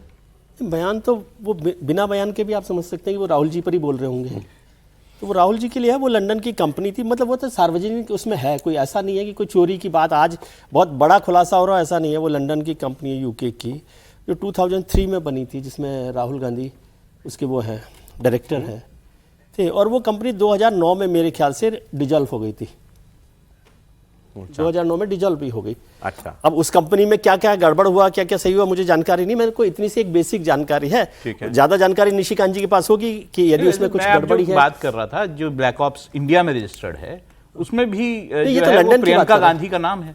ये लंदन की कंपनी मैं की वैसे बात कर बता रहा रहा हूँ। हूँ, जो ब्लैक ऑप्स इंडिया में रजिस्टर्ड उसमें भी प्रियंका गांधी का नाम है। अब वो लंदन से ही इसका क्या संबंध निकालेंगे, ये आगे की ठीक है, वो जब पार्लियामेंट में बोलेंगे तो उस पर चर्चा हो सकती है, कोई ऐसा नहीं है। एक कंट्रोवर्सी और हुई, उसकी बात भी कर लेते हैं कि फेसबुक से प्रधानमंत्री मोदी ने जो वो वीडियो एक बनाया था, पहला वाला वीडियो ना, जो रात में बनाया था उन्होंने, कि हम एक सख्त कदम उठाने जा रहे हैं पेपर लीक वालों के खिलाफ, ये वाला वीडियो। तो ये कंट्रोवर्सी हुई कि मेटा ने फेसबुक से इस वीडियो को हटा दिया, लेकिन बाद में इसको रिस्टोर भी किया गया। इसका मतलब हटाया तो गया था, लेकिन कंपनी ये कह रही है कि this was a technical glitch, ये तकनीकी गड़बड़ी की वजह से ये वीडियो गलती से हट गया था। ये वीडियो पोस्ट किया था प्राइम मिनिस्टर ने 23 जुलाई को, और इसमें उन्होंने जेनजी को, छात्रों को सीधे संबोधित किया था इंस्टाग्राम के जरिए। फिर यही वीडियो डला होगा फेसबुक पर भी। और सूत्रों के मुताबिक इस मामले में ministry of electronics and information technology ने मेटा के पब्लिक पॉलिसी के ग्लोबल हेड को तलब भी किया है कि कैसे आप रिस्ट्रिक्ट कर सकते हैं प्राइम मिनिस्टर ऑफ इंडिया का वीडियो देश के अंदर ही। तो ये एक बड़ा विवाद समीर जी बन गया। नहीं, बहुत गलत और बहुत दुर्भाग्यपूर्ण है कि हुआ कैसे? नहीं, अब वो तो बताएंगे, लेकिन अब उनके पास तो एक टेक्निकल कारण था कि भाई टेक्निकल ग्लिच था। अब क्या प्रधानमंत्री मोदी को लेकर टेक्निकल होगा? प्रधानमंत्री मोदी का अकाउंट है, प्रधानमंत्री मोदी अगर पोस्ट कर रहे हैं फेसबुक पोस्ट पे, तो वो क्या इतना साधारण अकाउंट है कि वो टेक्निकल ग्लिच का कह के आप कह दो कि हटा दिया और बाद में आप उसको रिस्टोर कर रहे हो? मुझे लग रहा है ये लापरवाही है और ये साजिश है इसके पीछे कि प्रधानमंत्री मोदी की जो उन्होंने छात्रों से बात की थी वो छात्रों तक बात ना पहुंचे। ये एक सोची समझी साजिश के तहत प्रधानमंत्री मोदी का फेसबुक ने, मेटा ने हटाया था।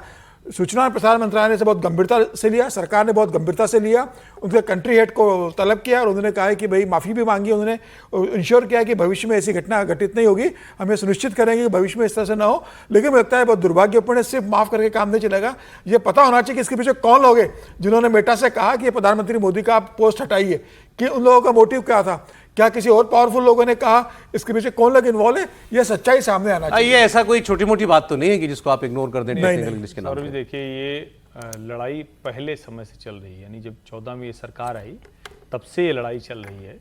और दुनिया भर में ये जो बड़े बड़े जो टेक जायंट्स हैं, इनका जो दबदबा बढ़ रहा है वो खतरनाक है। जो ऑस्ट्रेलिया ने 16 साल से कम बच्चों को सोशल मीडिया से दूर किया, एक तो ये है कि आप अपना कल्चर वो सब करते हैं, दूसरा ये कि उनके माइंड को बड़ी जल्दी आप कैप्चर कर सकते हैं, आप ब्रेन वॉश कर सकते हैं, आप उनको एक मोटिवेट कर सकते हैं एक दिशा में। जो नेपाल में हुआ, जो बांग्लादेश में हुआ, जो श्रीलंका में हुआ, वो भी उसी तरह से है। दुनिया के दूसरे देशों में भी ये कहा जा रहा है। सवाल यहां ये है कि क्या भारत की सरकार ये जो आईटी के नियम हैं, इसमें जो अमेरिकी कंपनियों का प्रभुत्व है, ये जिस तरह से कुछ भी चाहे वो कर सकते हैं। मान लीजिए कि सबकी फीड में एक जैसी ही खबर आने लगे, सबकी फीड में एक जैसे ही मीम वीडियो नजर आने लगे, उसको आप रोकने की स्थिति में नहीं।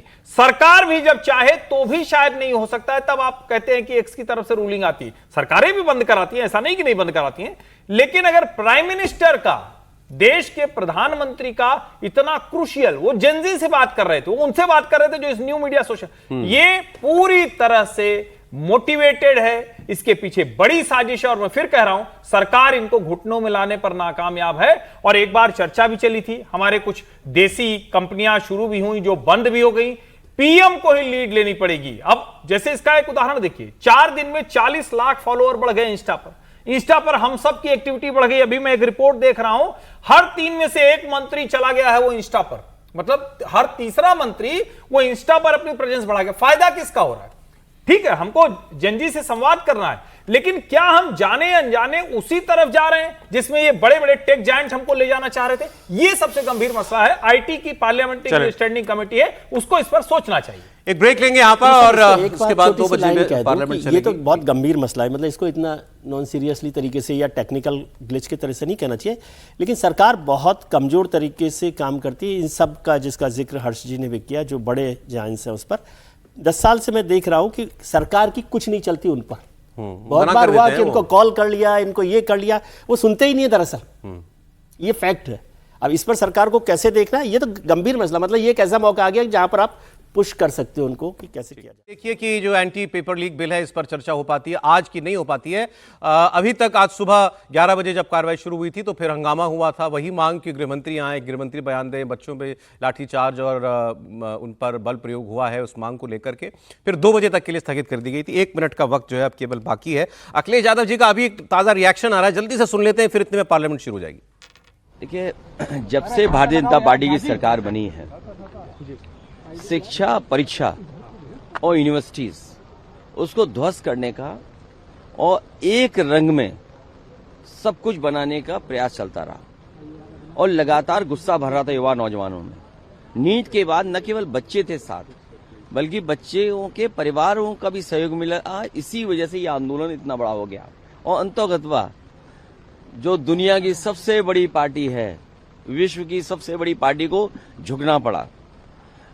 केवल व्यक्ति के चले जाने से नहीं होता है, विचार बदले और जो बनाया हुआ तंत्र वो जब बदलेगा तब जाकर के बच्चों को न्याय मिलेगा। यूपी तो और आगे है पेपर लीक में। यूपी में तो 20 से ज्यादा परीक्षाएं लीक हुई हैं और सबसे ज्यादा छात्र नौजवान यूपी से भी निकल करके आया था। पेपर लीक के अलावा अयोध्या भी समाजवादी पार्टी का विषय है। हालांकि अब प्रभु भगवान श्री राम जी के सामने से ही चोरी हो गई। उनको जो दान मिला, चंदा मिला या चढ़ावा आया, वो तक में हेरा फेरी होगी। सोचिए आप, तो जब तक बदलाव नहीं आएगा, बड़ा बदलाव, तब तक ये चीजें रुकेंगी नहीं। सदन में और देखिए, ये सरकार इसलिए झुक गई क्योंकि उनके सांसद भी ये महसूस करने लगे थे कि कहीं सरकार हिलने न लगे, क्योंकि सांसद हिलते तो सरकार हिलती। तो उनको भी अपना खतरा था, क्योंकि अगर हम 20 लाख बच्चों का भविष्य का सोचें, 20 हो गई है। स्पीकर आ गए हैं ओम बिरला। देखते हैं ऑपोजिशन बेंचेस पर अभी तो बैठे हुए दिख रहे हैं लोग, अच्छी बात है। एकदम वेल में कोई इस वक्त नहीं दिखाई दे रहा है, सुनते हैं। This important piece of legislation has brought to address the concern of the students of this country and youth of this country.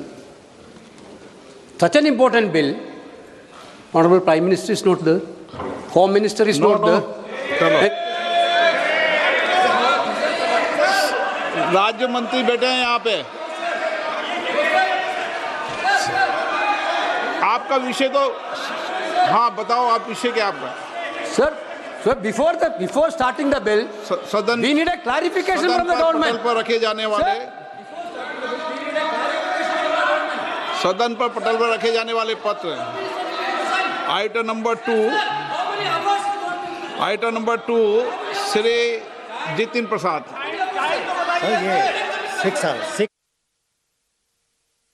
अध्यक्ष महोदय, टाइम घंटे 1 मिनट। संसदीय कार्य मंत्री जी, आप बैठकर आपस में चर्चा कर लेना। आप सुनिए ना, ऐसे नहीं होता है। मैंने व्यवस्था 6 घंटे की दी थी, दोनों दल और सब दल मिलकर अभी शुरू होने के 1 घंटे बाद आपस में चर्चा करके और मुझे बता देना। मैंने व्यवस्था पहले 6 घंटे की दी थी, पर संसदीय कार्य मंत्री आप बैठकर चर्चा कर लेना। एक मिनट वेणु जी, 1 मिनट वेणु जी, 1 मिनट आप मैं बताता हूं सर। आप आपस में आपने घोषणा किया कि इस विधायक पे 6 घंटे का आप टाइम देना चाहते हैं, फिर भी आप सदन के नेता सब मिलकर के बात कीजिए। आपने वहां से एक निर्देशन दिया था। फिर मैंने सब पार्टी के नेताओं से बातचीत किया। आज कांग्रेस के चीफ विप और समाजवादी के हमारे चीफ विप और डीएमके के, उसके बाद एसपी शरद पवार जी का एनसीपी पार्टी, सबसे हमने बात किया तो सबने कहा कि ठीक है, 6 घंटे को हम 2 घंटे बढ़ा करके 8 घंटे हम चर्चा करेंगे। ये एग्रीमेंट हुआ, सब थे हम लोग। फिर उसके बाद नहीं, फिर अभी मैंने एक मिनट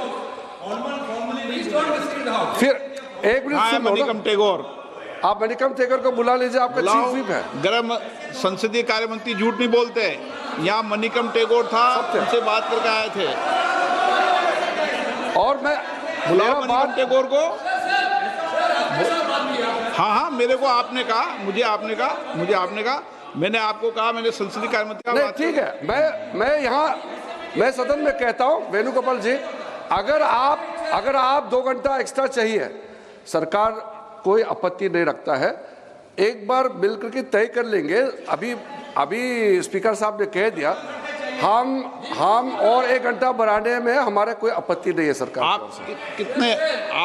आप बता दें कितने घंटे की बात करना चाहते हैं? नहीं, इसलिए मैंने क्रमवार बोला। पहले आपने 6 घंटे बोला, फिर बाद में 8 घंटे बोला। 8 घंटे के बाद भी और भी समय चाहिए तो हम 10 घंटे के लिए तैयार हैं। ठीक है, ओके, ठीक है, चलिए प्लीज बैठ जाइए। अब व्यवस्था जम गई। जब बीएससी नहीं होती तो सदन का सेंस लिया जाता है, इसलिए सदन का सेंस बन गया है। ठीक है, आगे बढ़ें। सभा पटल पर रखे जाने वाले पत्र, आइटम नंबर 2 जितिन प्रसाद जी। अध्यक्ष महोदय, मैं आपकी अनुमति से आज की संशोधित कार्यसूची में क्रम संख्या 2 पर मेरे नाम के समक्ष उल्लेखित पत्रों को सदन के पटल पर रखता हूं। Item number 3 Shri Ramnath Thakur. मैं अध्यक्ष महोदय, मैं आपकी अनुमति से आज की पुनरीक्षित कार्यसूची में क्रम संख्या 3 पर अपने नाम के समक्ष दर्ज पत्र सभा पटल पर रखता हूं। Item number 4 Shri Nityanand Rai. मेघवाल जी। अर्जुन मेघवाल जी। धन्यवाद अध्यक्ष महोदय, मैं आपकी अनुमति से लोकसभा की संशोधित कार्यसूची के क्रम संख्या 4 पर अंकित दस्तावेज जो श्री नित्यानंद राय साहब के नाम के आगे अंकित है, आपकी अनुमति से सदन के पटल पर रखता हूं। धन्यवाद। Item number 5 Shri SP Singh Baghel. मैं आपकी अनुमति से आज की लोकसभा की संशोधित कार्यसूची में क्रम संख्या 5 पर मेरे नाम के आगे उल्लिखित पत्र सदन के पटल पर रखता हूँ।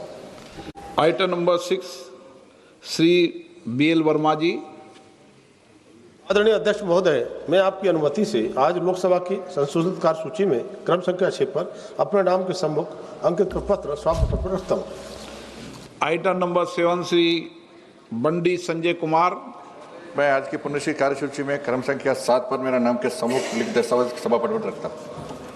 Item number 8 Shri Pabitra Margherita ji. Sir, with your permission, I rise to lay on the table of the House paper mentioned against my name at serial number 8 of the Ministry of Textiles as per today's revised list of business. Item number 9 Shrimati के कनीमोजी। आप सदन के पटल नहीं। श्री राव राजेंद्र सिंह जी। चलिए कोई बात नहीं, हो जाता है। आइटम नंबर 10 आप रखना चाहते हैं? अच्छा रख दें, राव साहब रख दें। आदरणीय अध्यक्ष इशीपुटी राव साहब रख दें, कोई बात नहीं।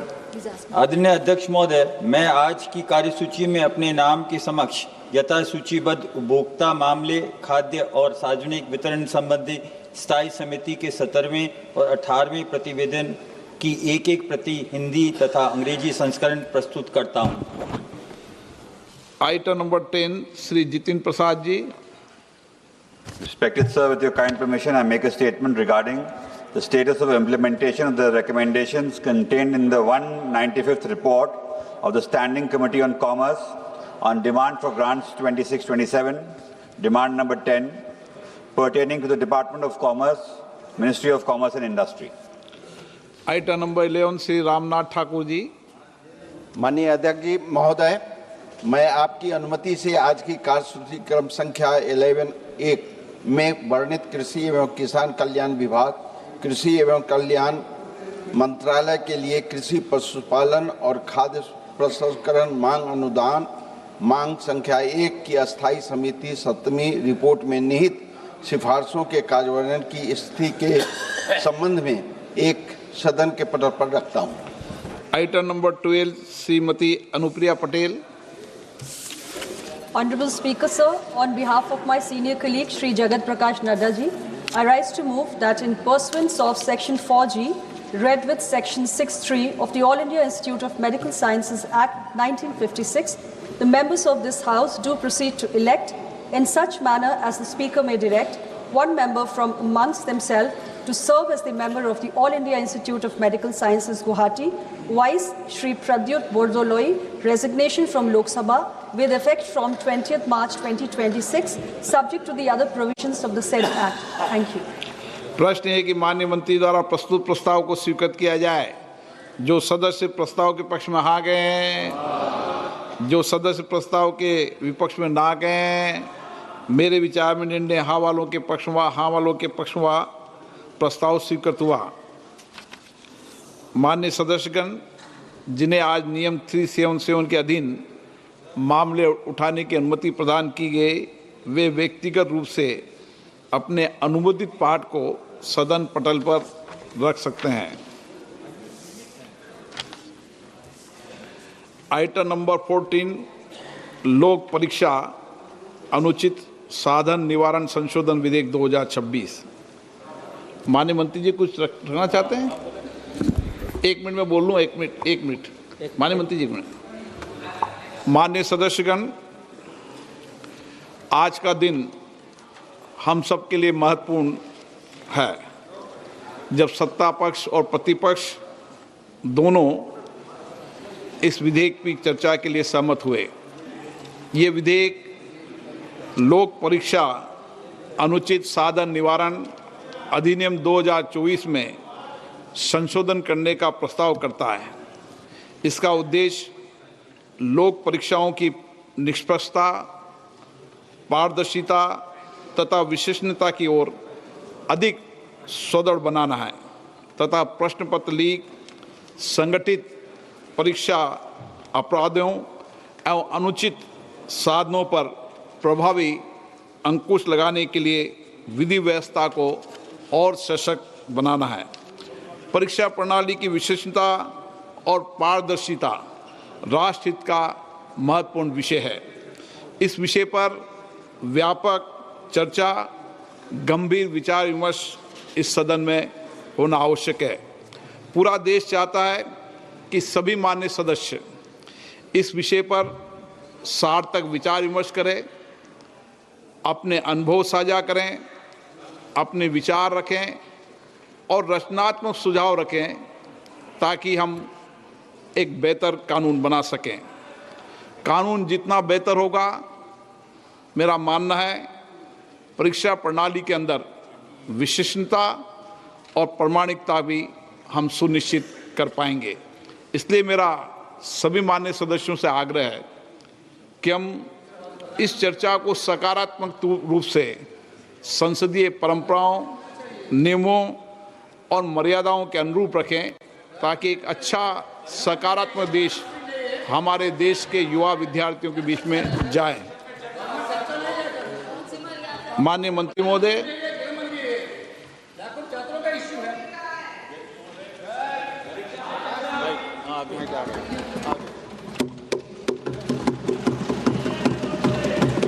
अध्यक्ष महोदय, मैं प्रस्ताव करता हूं कि लोक परीक्षा अनुचित साधन निवारण संशोधक विधेयक 2026 पर विचार किया जाए। आप बोलो। Speaker sir, this bill which was introduced yesterday is in fact an amendment to the earlier bill, Public Examinations Prevention of Unfair Means Act 2024, which was also brought by this government, and not only brought, it was perhaps the first of its kind in the history of independent India.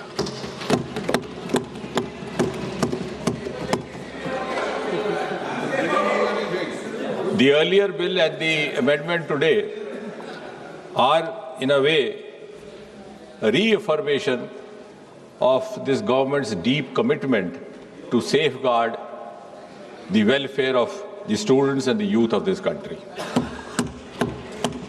And at the same time, it is also a reiteration of Prime Minister Modi ji's resolve not to allow anyone to compromise with the future of the children of Mother India.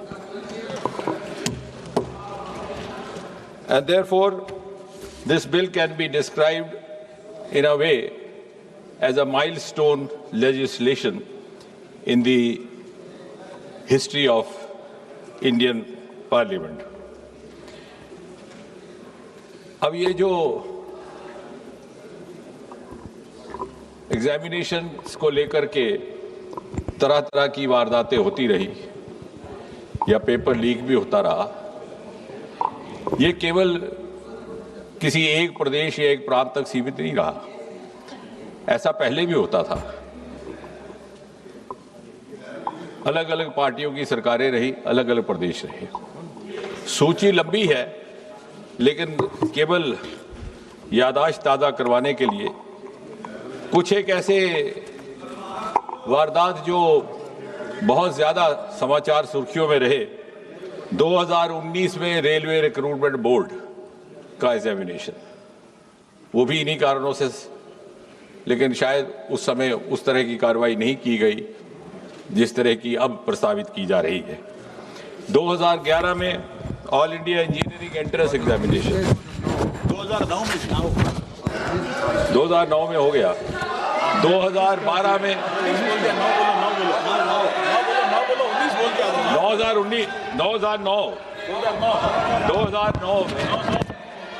2009 में railway recruitment board, 2011 में वेणुगोपाल जी, by changing figures or digits, you cannot change the record. So it is on record 2009 Railway Recruitment Board. 2011, I'll go on and on. The list is very long then. 2011 All India Engineering Entrance Examination. 2012 AIMS, New Delhi, entrance paper leak. 2013 Maharashtra Secondary Certificate Examination. So, if I go on and on, then I will not be able to talk about the bill as such. But the list is up. Okay? 2010. Okay, if that satisfies. Oh, if that satisfies you, you're welcome. You are welcome. You're welcome. 2010. B.Ed entrance examination, Uttar Pradesh. 2012, Tamil Nadu Public Service Commission. I can go on till you are satiated. 2009, West Bengal joint entrance exam.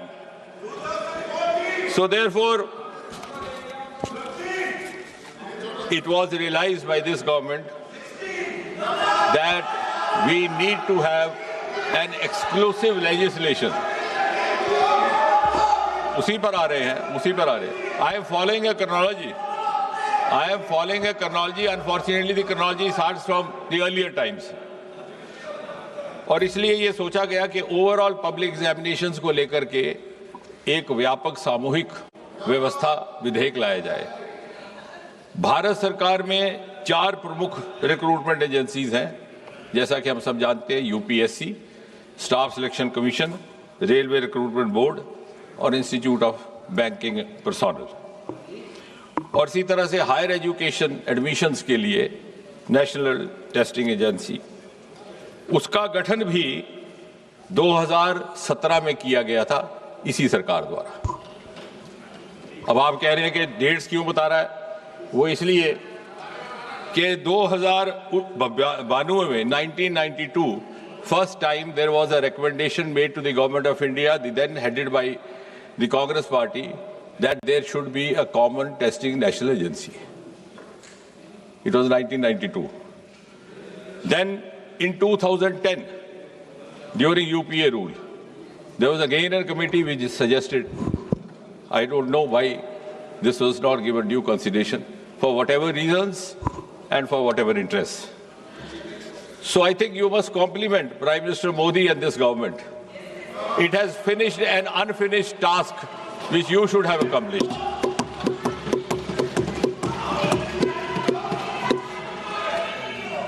और इसलिए for the first time in 2024 this bill was brought in.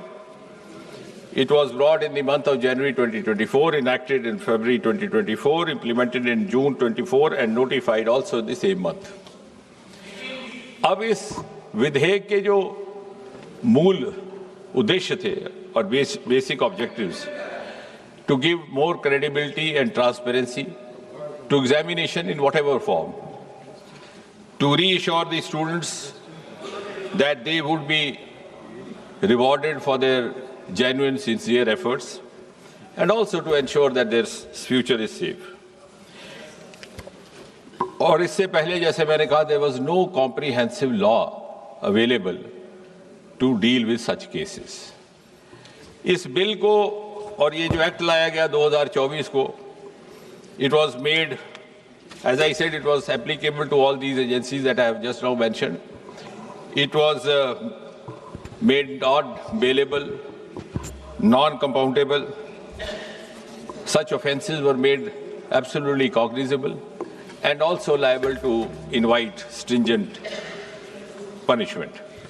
अब उस bill की detail में मैं नहीं जाऊंगा क्योंकि अभी उत्तर देने के समय भी रहेगा, लेकिन आप इस बात से तो सहमत होंगे कि हालिया जो घटनाक्रम रहा है उसका संज्ञान लेते हुए प्रधानमंत्री स्वयं ने ये निर्णय लिया कि हमें इसी विधेयक को थोड़ा और मजबूत करने की आवश्यकता. So we learned from the experience of the 2024 Act and the subsequent sequence of events, like any responsible government should do.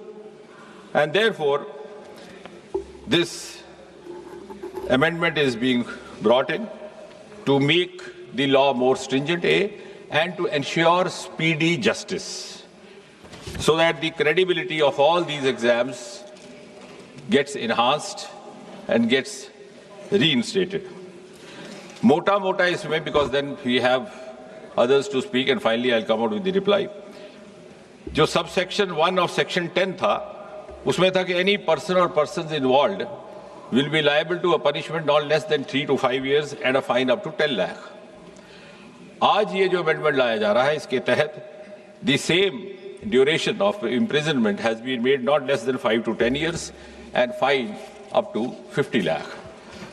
The section 2 of subsection 2 of section 10, इसमें था कि service provider. Now who is service provider? Service provider also we have tried to cover a wide range so that nobody goes scot-free. I'll just read out the definition of service provider which has been provided in this amendment. Service provider means any agency, any organization, any body, any association of persons, any business entity, any company, any partnership or single proprietorship firm, including its associates, subcontractors and provider of support of any computer resource or any material by whatever name it may be called, which is engaged by the Public Examination Authority for the conduct of public examination. तो service provider के लिए सजा पहले भी काफी मजबूत थी. There was fine up to 1 crore in the 24 act, उसको बढ़ा करके अब 5 crore किया जा रहा है. इसके साथ साथ the recovery of the proportional cost of exam, और सबसे महत्वपूर्ण कि 2024 के कानून में ये भी लिखित था कि the provider will be board from conducting any exam for the next 4 years. उस अवधि को बढ़ा करके आज इस संशोधन के तहत 8 साल किया जा रहा है. So any service provider found guilty of indulging in any kind of misappropriation or malpractice which has resulted in such consequences will be debarred from conducting an exam for the next or the subsequent 8 years. इसी तरह subsection 3 of section 10, director और senior management जो उसके in charge होंगे, even they will not be spared. कई बार ऐसा हो जाता है कानून में कि जो इमीडिएट हैंडलर है उसको पनिशमेंट हो जाती है. So this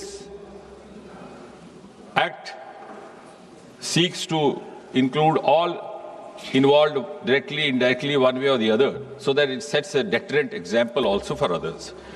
So senior direct management persons or director के लिए the imprisonment was 3 to 10 years in the earlier act. We are increasing it to 5 to 10 years, and the fine was up to 1 crore. It has been increased to 5 crore. And finally, the organized crime committers, where there is a mafia gang found, there is a nexus found, as we have experienced. I am not accusing any government, not finding fault. As I said right in the beginning, it is a malaise. It is an issue which is being faced by almost every state and UT of this country, regardless of whichever party in power. It is happening in Punjab. It is happening in Karnataka also, whether we name those states or not. So organized crime, that is examination authority or service provider institution, whatever, in that case the imprisonment earlier was 5 to 10 years. It's been increased to 7 to 10 years, and the fine was earlier up to 1 crore. It is now proposed to be increased to 10 crore. और सबसे महत्वपूर्ण बात जिसका प्रधानमंत्री जी ने video के माध्यम से जिक्र भी किया, to ensure speedy justice, we will have special fast track courts established only for the cases dealing with unfair means in examinations. और चाहे वो स्पेशल टास्क फोर्स हो, चाहे वो सेंट्रल जैसे, because this bill and the earlier bill also entitles the government or the authorizes the government to pass this on to any central agency or to special task force, or even when the police RC is conducting. उनके लिए section 12A has been added to this earlier bill, which provides for special fast track courts. अब उसमें भी हमने एक समय सीमा तय कर दी है. The investigation has to be completed within a span of 2 months, regardless of whether it is a central agency or a special task force. और 2 महीने के भीतर सारी जांच इन्वेस्टिगेशन मुकम्मल की जाएगी, और उसके बाद जो भी ट्रायल कोर्ट होगा, जो अभी इस केस में is going to be a fast track special court, उसमें ये 3 महीने, यानी जिस दिन वारदात रिपोर्ट हुई है उस दिन से लेकर के आखिरी निर्णय आने तक 5 महीने से ज्यादा अवधि काल नहीं रहा जाएगा। So I think this is one of the most important components incorporated in this amendment। और उसके बाद भी अगर कोई अपील करना चाहे तो appeal will not be less than double bench of a high court and appeal within 30 days, that too if there are justifiable grounds to satisfy the crowd। इसके साथ ही साथ इससे जुड़े जो और जुर्म होंगे, जो और क्राइम होंगे, they will also not go unattended और स्कॉट फ्री। जो हमारी भारतीय न्याय समिति के प्रावधान है उसके अंतर्गत उनका भी निवारण करने का प्रावधान रहेगा। और इसलिए मेरा ये निवेदन है कि एक बड़ा ही महत्वपूर्ण विधेयक लेकर के आए हैं हम, और सरकार की प्रतिबद्धता का आप इसी बात से अनुमान लगा सकते हैं कि इसी विधेयक के लाने के साथ ही साथ हमारे लॉ मिनिस्टर साहब की ओर से भी एक प्रस्ताव जारी कर दिया गया कि वक्त ज़ाया ना हो तो ये जो स्पेशल फास्ट ट्रैक कोर्ट्स है इनको स्थापित करने का भी क्रम साथ ही साथ प्रारंभ किया जाए। उसमें दिल्ली, मुंबई, कोलकाता, मध्य प्रदेश, बिहार, उत्तराखंड में पहले ही इन्होंने गठित कर दिया है और आने वाले दिनों में बाकी स्थानों पर भी। इसके साथ ही साथ अभी कल ही प्रधानमंत्री जी ने एक महत्वपूर्ण घोषणा करते हुए एक टास्क फोर्स का भी ऐलान किया है to recommend reforms to make the exams systems leak proof. उसमें कुछ एक बड़े वरिष्ठ लोग सम्मिलित किए गए who belong to the world of academics, world of technology and who are known to have expertise and experience in these domains. Mr. Nandan Nilekani, co-founder Infosys, Mr. S. Somnath, ISRO chief, Tapan Dekka, ex-DIB, Mr. V. Kamakoti, director IIT Madras, Chennai, और इसी तरह से हमारे 2 और member भी उसमें शामिल हैं, एक फॉर्मर सेक्रेटरी एजुकेशन और एक टेक्नोलॉजी एक्सपर्ट। और साथ ही साथ जो राधा कृष्ण कमेटी गठित की गई थी 22 जून 2024 में, उसमें से जो मोटी मोटी 46 की रिकमेंडेशंस थी उसमें से भी लगभग 76% अर्थात 35 इंप्लीमेंट हो चुकी है। तो कहने का कुल मिलाकर के तात्पर्य यह है, बहुत समय ना लेते हुए, कि सरकार की नीति बड़ी ईमानदार है और ये संशोधन भी एक बड़े ईमानदाराना प्रयास के तहत लाया जा रहा है। और मुझे विश्वास है कि किसी भी दल के नेता को या किसी भी पार्टी के किसी भी माननीय सदस्य को इसमें कोई आपत्ति नहीं होगी। यदि आपत्ति हुई तो देश की जनता को उनसे आपत्ति होगी। धन्यवाद। श्री N.K. प्रेमचंदन जी, आपने कोई संशोधन दिया है? Yes, sir. I have given an amendment to the motion moved by the Honorable Minister. Sir, this is a very important bill concerning the future generation of the country. The youth and students were on strike and the entire country is concerned about this subject matter. So very important issue. The people of the country, people in the country who like to make so many suggestions, experts who like to submit so many suggestions. So my amendment to the motion moved by the Honorable Minister is that the bill be circulated for the purpose of Jitendra Singh ji जो केंद्रीय मंत्री हैं, उन्होंने ये bill पेश कर दिया है जो 2024 में बीजेपी की सरकारी, एनडीए की सरकारी लेकर के आई थी और उसको अमेंड करने का बिल है, मतलब उसके प्रोविजंस को और ज़्यादा सख्त करने का बिल है। और आपको ये बता दें, आज जब वो बोल रहे थे, शुरुआत की उन्होंने फिर कहा कि मैं पूरी क्रोनोलॉजी के साथ बताऊंगा कि पूर्व में भी कौन कौन से पेपर लीक हुए हैं। तो उस पर थोड़ा हंगामा भी वहाँ पर हुआ कि अभी भी आप दोषारोपण कर रहे हैं पुरानी सरकारों के ऊपर।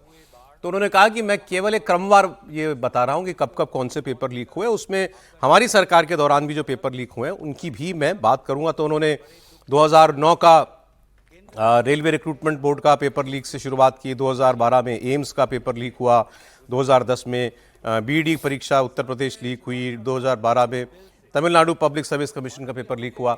अब ऑपोजिशन से गौरव गोगोई बोल रहे हैं। वक्तव्य सुना और उनके बाद और इस संशोधन वाले बिल का विवरण पढ़ के साफ साफ पता चल जाता है कि ये सरकार शिक्षा विभाग को लेकर गंभीर नहीं है, सुधार नहीं लाना चाहती।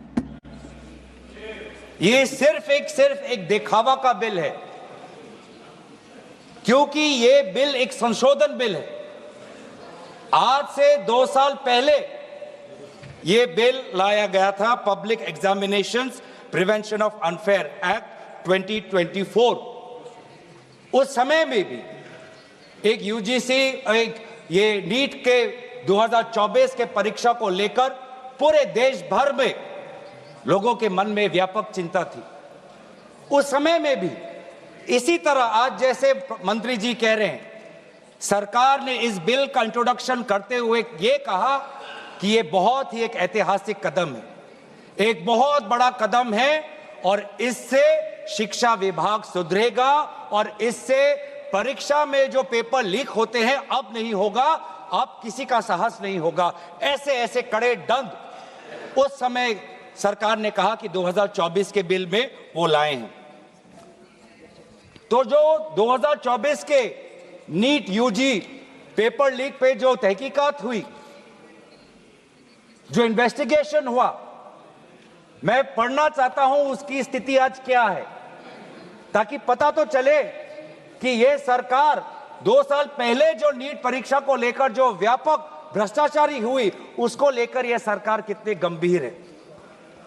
बहुत दुख के साथ मैं कहना चाहता हूं कि एक अखबार में आर्टिकल आया 2026 में कि जो 45 व्यक्ति थे जो चार्जशीट हुए थे नीट यूजी 2024 पेपर लीक के मामले में, 45 में से 44 को बेल मिल चुका है।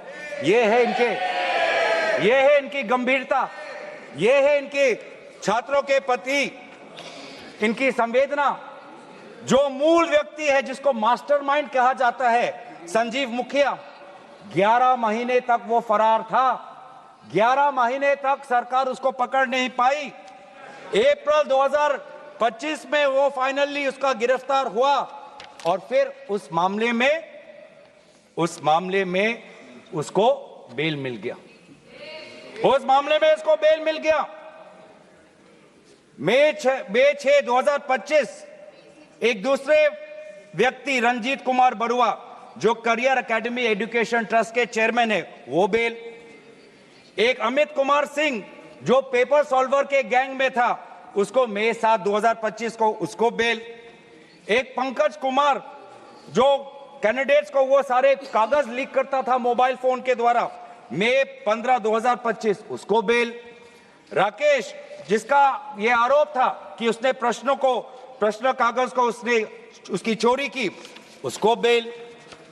तो ऐसे एक लंबा ब्यौरा है, चाहे वो अमित प्रसाद महाराणा का हो या धीरेन्द्र कुमार पांडा का हो। तो ये कानून उस समय भी विफल था और ये कानून जिस मंशा से आज ला रही है आज भी ये विफल होगा। ये कानून आपकी विफलता का स्मारक है, क्योंकि ऐसे कानून 2024 के में लाने के पश्चात भी 2026 में तो लीक हुआ ना सर। अगर कानून इतना ही सशक्त था तो आज 2 साल बाद ही इतना बड़ा व्यापक लीक कैसे हुआ। और अफसोस की बात है सर, उस समय में भी शिक्षा मंत्री धर्मेंद्र प्रधान थे और जब 2024 का जब पेपर लीक का मामला जब पूरे देश भर में आया तो आपको पता है धर्मेंद्र प्रधान जी ने उस समय क्या कहा। उन्होंने कहा कहां हुआ पेपर लीक, नहीं हुआ पेपर लीक। और आज भी पहले 2.5 महीने तक तो उनका रवैया यही था कि कहीं कोई धांधली नहीं हुई, सरकार ने बहुत अच्छा काम किया है। 21 बच्चों की जान गई, आत्महत्या उन्होंने की। आपको शर्म नहीं आती इस सरकार को कि जिस मंत्री के तहत में 21 बच्चों ने अपनी जान गंवा दी, आत्महत्या की, जब उसने अपने मंत्री पद से इस्तीफा दिया, कल जब वो सदन में आए आपने उनको ऐसा माला पहनाया ताकि जैसे वो पाकिस्तान से जंग लड़के आए हैं, ऐसा माला पहनाया, ऐसा उनका वजूद उनको बड़ा किया मानो कि वो पाकिस्तान से जाकर सीमा पे जाकर जंग लड़ के आए हैं। ये है उनकी सच्चाई। दुख लगता है सर। आज ये बात प्रधानमंत्री आते हैं इंस्टाग्राम के रील पर, वो अलग बात है कि जो पहली कैबिनेट बैठक हुई, उस कैबिनेट बैठक में शिक्षा को कैसे सुधारा जाए, पेपर माफिया को कैसे खत्म किया जाए, पेपर सेटर के माफिया को कैसे खत्म किया जाए, पेपर सॉल्वर के माफिया को कैसे खत्म किया जाए, टेस्टिंग सेंटर के माफिया को कैसे खत्म किया जाए, प्रिंटिंग प्रेस के माफिया को कैसे खत्म किया जाए, कोचिंग सेंटर के माफिया को कैसे खत्म किया जाए, सिलेबस कैसे स्कूल के सिलेबस के साथ मिले, आउट ऑफ सिलेबस परीक्षा के पेपर ना आए, सीबीएसई के ओएमआर में धांधली न हो, इन सब चीजों पर व्यापक चर्चा करने के बजाय प्रधानमंत्री मोदी जी कहते हैं इंस्टाग्राम पर और ध्यान दो, इंस्टाग्राम पर और ध्यान दो। और प्रधानमंत्री जब आते हैं हाई पावर कमेटी की बात करते हैं, तो 2 साल पहले जो के राधाकृष्ण की जो हाई कमेटी थी, उसका क्या हुआ? 2 साल हाई कमेटी आपने गठन की, प्रधानमंत्री केंद्र सरकार के निरीक्षण में एक हाई कमेटी बनी, के राधाकृष्ण फॉर्मर इसरो के चेयरमैन। अगर वास्तविक में उन्होंने इतना बढ़िया काम किया तो 2 साल पश्चात ही आज क्यों दोबारा ऐसा पेपर लीक हुआ? सरकार ये दिखाना चाहती है कि ये बहुत गंभीर है। पिछले कुछ दिनों में पता चला कि एनटीए के लगभग 47 लोगों को बदला गया। सर, मैं इस सरकार से मैं ब्यौरा चाहूंगा कि वे जो 47 लोग हैं जिनको आपने ट्रांसफर किया या सस्पेंड किया, कौन है वो? क्योंकि एनटीए की जो एक्चुअल सैंक्शन कैपेसिटी है, एनटीए की जो सैंक्शन कैपेसिटी है वो 34 की है, 34 की सैंक्शन कैपेसिटी है। ये 47 कौन है? कौन है ये 47? 34 में से तो शायद 10-11 वैकेंसियां हैं, 24 ही है जहां पर लोग बैठे हुए हैं। तो ये जो 47 जो सैंक्शन, ये कौन है? जो आउटसोर्स करके अपने लोगों को लाया एनटीए में, वो लोग हैं क्या? उसका ब्यौरा मिलना चाहिए। हम जानना चाहते हैं, आपने एनटीए के डीजी को बदला और एनटीए के चेयरमैन को रखा, ऐसा क्यों? ऐसा क्यों? आपको एनटीए के डीजी पर विश्वास नहीं, आपने मान लिया कि शिक्षा मंत्री धर्मेंद्र प्रधान जी का इस्तीफा होना चाहिए, आपने ये भी मान लिया, तो आपको एनटीए के चेयरमैन पे इतना विश्वास क्यों? ये हम जानना चाहते हैं। सुनाई दे रहा होगा सर, एक विशेष संगठन के साथ जुड़े हुए हैं, उसका ब्यौरा देख लीजिए, एनटीए के चेयरमैन का ब्यौरा देख लीजिए। इससे पहले वह मध्य प्रदेश के पब्लिक सर्विस चेयरमैन के वो कमीशन के चेयरमैन थे, और उस समय में भी धांधली हुई,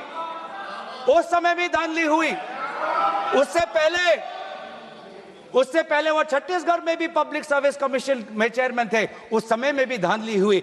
ऐसे इतने धांधली से जुड़े हुए व्यक्ति को आज भी इतने पेपर लीक होने के पश्चात भी आपकी सरकार बचा रही है, आपकी सरकार बचा रही है। जिस एनटीए के द्वारा 21 बच्चों ने आत्महत्या की, आज भी वो चेयरमैन बचा हुआ है। क्यों? क्योंकि वो एक विशेष संघ के साथ जुड़ा हुआ है। और यही दर्शाता है कि आप शिक्षा विभाग में आप सुधार नहीं चाहते, क्योंकि आरएसएस के लिए शिक्षा विभाग बहुत ही महत्वपूर्ण विभाग है, मैंने कोई असंसदीय बात नहीं की। आरएसएस के लिए शिक्षा विभाग बहुत महत्वपूर्ण विभाग है, और इसीलिए हम देखते हैं चाहे यूनिवर्सिटीज के वाइस चांसलर्स के अपॉइंटमेंट में हो, कॉलेज के प्रिंसिपल के अपॉइंटमेंट में हो, जब फैकल्टी की बदली होती है उसमें हो, चाहे आउटसोर्सिंग में हो, हर चीज में हम देखते हैं कि जो जिन यूनिवर्सिटी की कल्पना पंडित नेहरू ने एक साइंटिफिक टेम्पर के द्वारा उन यूनिवर्सिटीज के एक सपना देखा था, आज उन्हीं यूनिवर्सिटीज में क्वालिटी पर ध्यान नहीं दिया जा रहा। आप शिक्षा के माध्यम से इस पीढ़ी को आने वाले चुनौतियों के लिए तैयार नहीं कर रहे। आप शिक्षा के माध्यम से इस पीढ़ी के लोगों को आने वाले समय में आपके दल के सदस्य बने, आपको वोट दे, उसके लिए आप एक माहौल बना रहे हो। यह है आपके लिए शिक्षा का उद्देश्य, यह है शिक्षा का उद्देश्य। और हमने देखा कि वे जो संस्थाएं, चाहे वो IIT हो, चाहे JNU हो, चाहे DU हो, देश भर से माता पिता अपने बच्चों को बोल रहे कि जाओ दिल्ली जाओ, अगर दिल्ली नहीं जा सकते तो बॉम्बे जाओ, बिहार में जाओ, लेकिन धरना प्रदर्शन करो।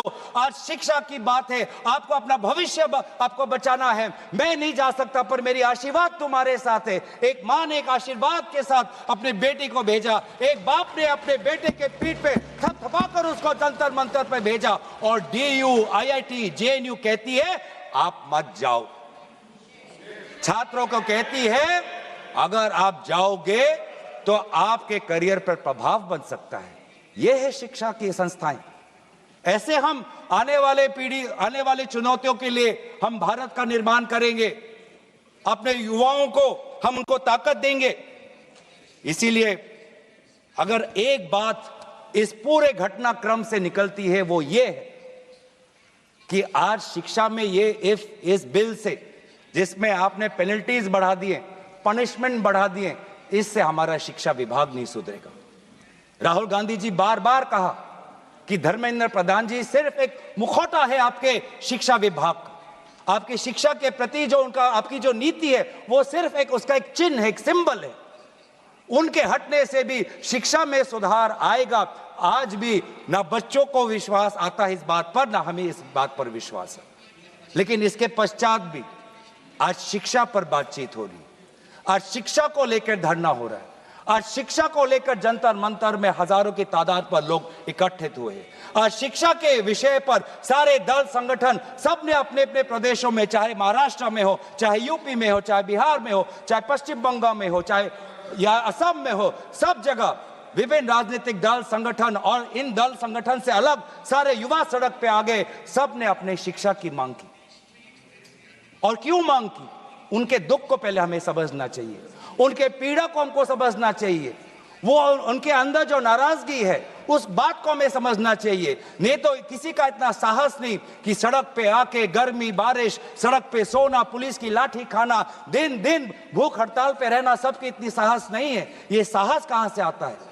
ये साहस आता है उस दर्द से, जिस दर्द में अपने भविष्य को लेकर वो विवश हैं, जिस दर्द में अपने देश के भविष्य को लेकर वो विवश है, जिस दर्द को वो आज के समाज में उसको व्यक्त भी नहीं कर सकते, सरकार से सवाल भी नहीं पूछ सकते। और बहुत ही बढ़िया एक व्यक्ति ने इस पूरे जो दर्द है, इस दर्द के बारे में बात करते हुए गोपाल दास नीरज के गीत की बात करता है। वो व्यक्ति जिस व्यक्ति से राहुल गांधी जी मिलने गए, उसने कहा, उसने हमें याद दिलाया कि नीरज की वो पंक्तियां, स्वप्न झरे फूल से, मीत चुबे शूल से, लुट गए सिंगार सभी, भाग गए बबूल से, और हम खड़े खड़े बहार देखते रहे, कारवां गुजर गया गुबार देखते रहे। ये बच्चों की वो दुख है। क्या करें? हमारे पास पैसे नहीं है इतने कि हम पेपर खरीद पाएं। 30-30 लाख का पेपर हमें खरीदने के पास, हमारे पिताओं के पास इतने सामर्थ्य नहीं है। वो दुख है, वो नाराज है, और इसीलिए जब वो दुख से वो लड़ नहीं पाते तो आत्महत्या पर आ पड़ते। और NCRB में सर, आज देश की ये व्यवस्था, देश की असली ये है कि आज NCRB में, नेशनल क्राइम रिकॉर्ड्स ब्यूरो में, ये भी एक कारण है कि आत्महत्या हुई क्योंकि वो बच्चा एग्जाम में फेल हुआ। ऐसा भी एक कारण आ गया है। बच्चों की आत्महत्या, छात्रों की आत्महत्या लगभग 1 लाख से ऊपर बढ़ चुकी है। 1 लाख से ऊपर, जिसमें से 2000 ने तो साफ साफ कहा है, 2400 ने साफ साफ कहा है कि मैं फेल हो गया और इसीलिए मैं सुसाइड ले रहा हूं। बहुत लोग, बच्चों ने फैमिली, पारिवारिक कारण से, फैमिली रीजन से वो आत्महत्या उन्होंने की। लेकिन इसके पश्चात भी वे युवा आए, वो चाहे गुजरात से हो, वो चाहे महाराष्ट्र से हो, चाहे विदेश से हो, चाहे दक्षिण भारत से हो, महाराष्ट्र से, वो सब आए और जब वो आए और दिल्ली की गर्मी, दिल्ली के बारिश से जब वो जो उन्होंने उसमें जो दर्द है, उसमें जो संघर्ष है, उस संघर्ष को याद करते, उस संघर्ष को झेलने में उन्होंने याद किया सावित्री बाई फुले को। वे लड़कियां जो आई थी, ऐसे बहुत लड़कियां थी जिन्होंने रील पे कहा कि मैं अपने माता पिता को बिना बोले में जा रही हूं क्योंकि मुझे लड़ना है। ऐसे भी लड़कियां थी जिन्होंने कहा कि मैं छात्र नहीं हूं, मैं काम करती हूं, लेकिन मैंने भी कुछ साल पहले नीट का परीक्षा दिया था, मैं पहले अटेम्प्ट में मेरा पेपर लीक हो गया, कितना मानसिक मेरे पे दबाव बना मैं खुद समझ सकती हूं। आज अगले पीढ़ी के साथ, जिस समय मैं खड़ी नहीं हो पाई, मैं बाहर नहीं आ पाई, लेकिन आज अगले पीढ़ी के साथ मैं खड़ा होना चाहती हूं, मैं जाऊंगी आज। ये सब वहां पे आए क्यों?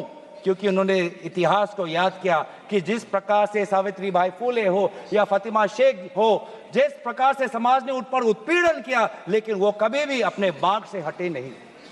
युवा लोग आए, एक लड़का था हरे शर्ट में, वो पुलिस को बोल रहा कि आ मार, मुझे मारो, मारो सर मारो। उसमें वो भगत सिंह का जज्बा हमें दिखाई दिया। हमेशा उसने हाथ नहीं उठाया, उसने खाली बोला कि मारो, क्योंकि ये थी लोगों की और युवाओं की ताकत कि अब वो डर उनसे चला गया, डर खत्म हो गया, डर गायब हो गया। लाठी है, दर्द होगा, रात को सोने में मुश्किल होगी, लेकिन सब लोग कह रहे थे कि कुछ नहीं होता, अगर शिक्षा के लिए, अपने भविष्य के लिए अगर मुझे 2-3 लाठी भी खानी पड़ेगी तो मैं लाठी खाने जाऊंगा। ऐसे भी लोग थे जो 20 जुलाई के रात को आए। वो 20 जुलाई के सुबह नहीं थे, 7 बजे नहीं थे, 4 बजे दोपहर को नहीं थे, वो रात को 10 बजे आए। क्यों? क्यों? उनको दुख हुआ। उन्होंने रील में देखा कि किस प्रकार से पुलिस वालों ने बच्चों पर हाथ उठाया और उन्होंने बोला कि चलो मैं भी एक लाठी खाने जाऊंगा। ये है हमारा युवा शक्ति। मैं इस सदन से भारत के युवा समाज को मैं नमन करता हूं, आभार प्रकट करता हूं, शुभकामनाएं मैं देता हूं, धन्यवाद देना चाहता हूं कि आपने हमें दोबारा याद दिलाया कि लोकतंत्र का मतलब क्या है। आपने दोबारा हमें याद दिलाया कि सवाल पूछना आप सबका, हमारा सबका मौलिक अधिकार है।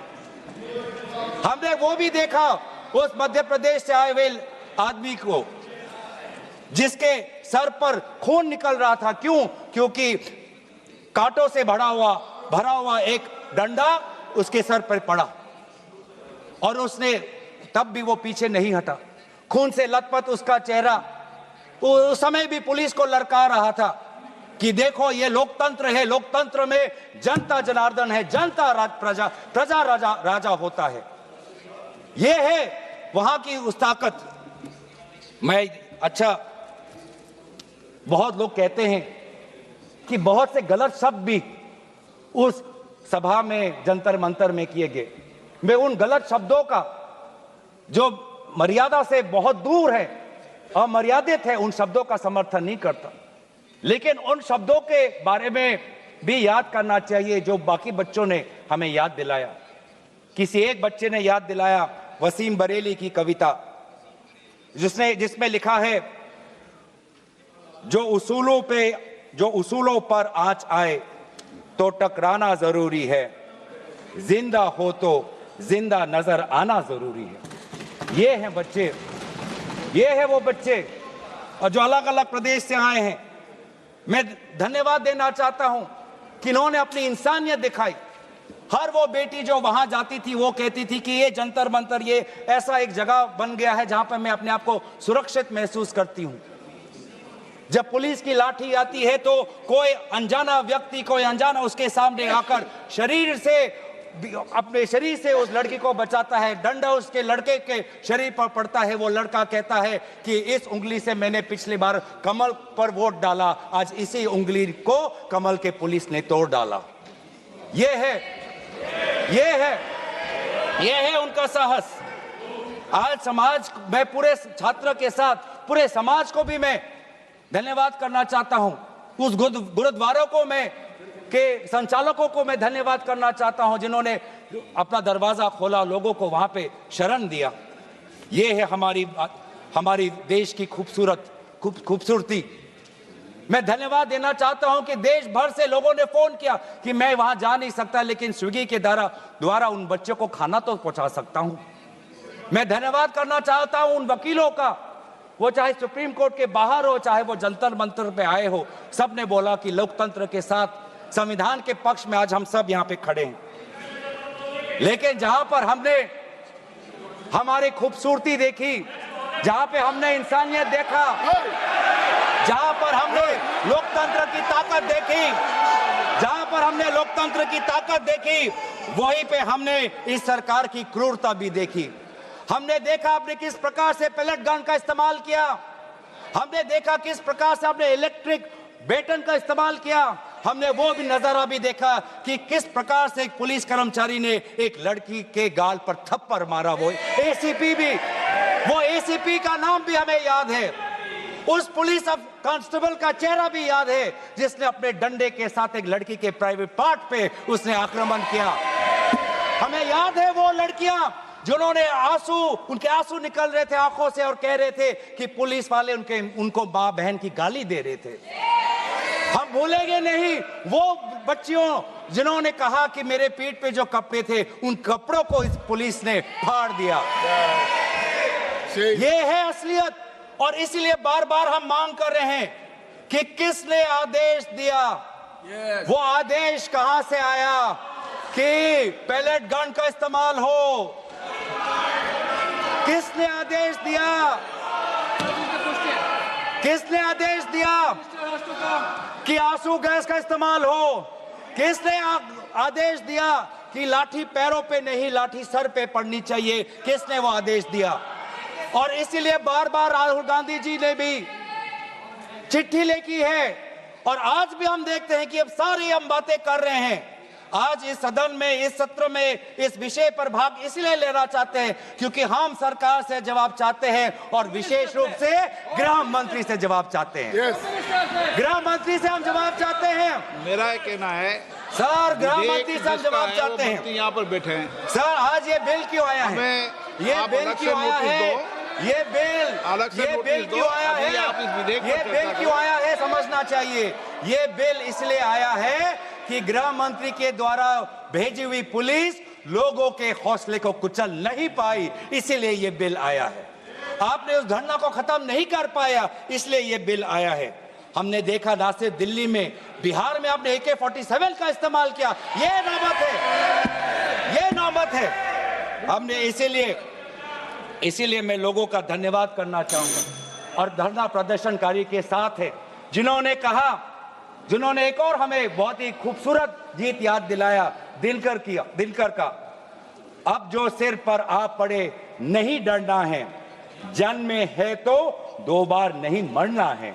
ये जो लोगों ने आज जो संदेश दिया है लोकतंत्र में, दोबारा उन्होंने आज हमारे ऊर्जा जो दी है, इसके लिए सारे विपक्षी दल, हम भारत के युवा समाज के साथ है, छात्र समाज के साथ है, वे सारे जिन्होंने संघर्ष किया उनके साथ है। और आज भी अब चाहते हैं कि गृह मंत्री आए और सदन के अंदर बोले कि क्यों आपने पुलिस के द्वारा बच्चों पर ये दुर्व्यवहार किया, बच्चों के पर आपने आक्रमण किया और बच्चों के साथ आज उनके आंसू निकलते हमने देखने पड़े। इन सभी बातों के साथ मैं अपने वाणी को विराम देता हूं। धन्यवाद।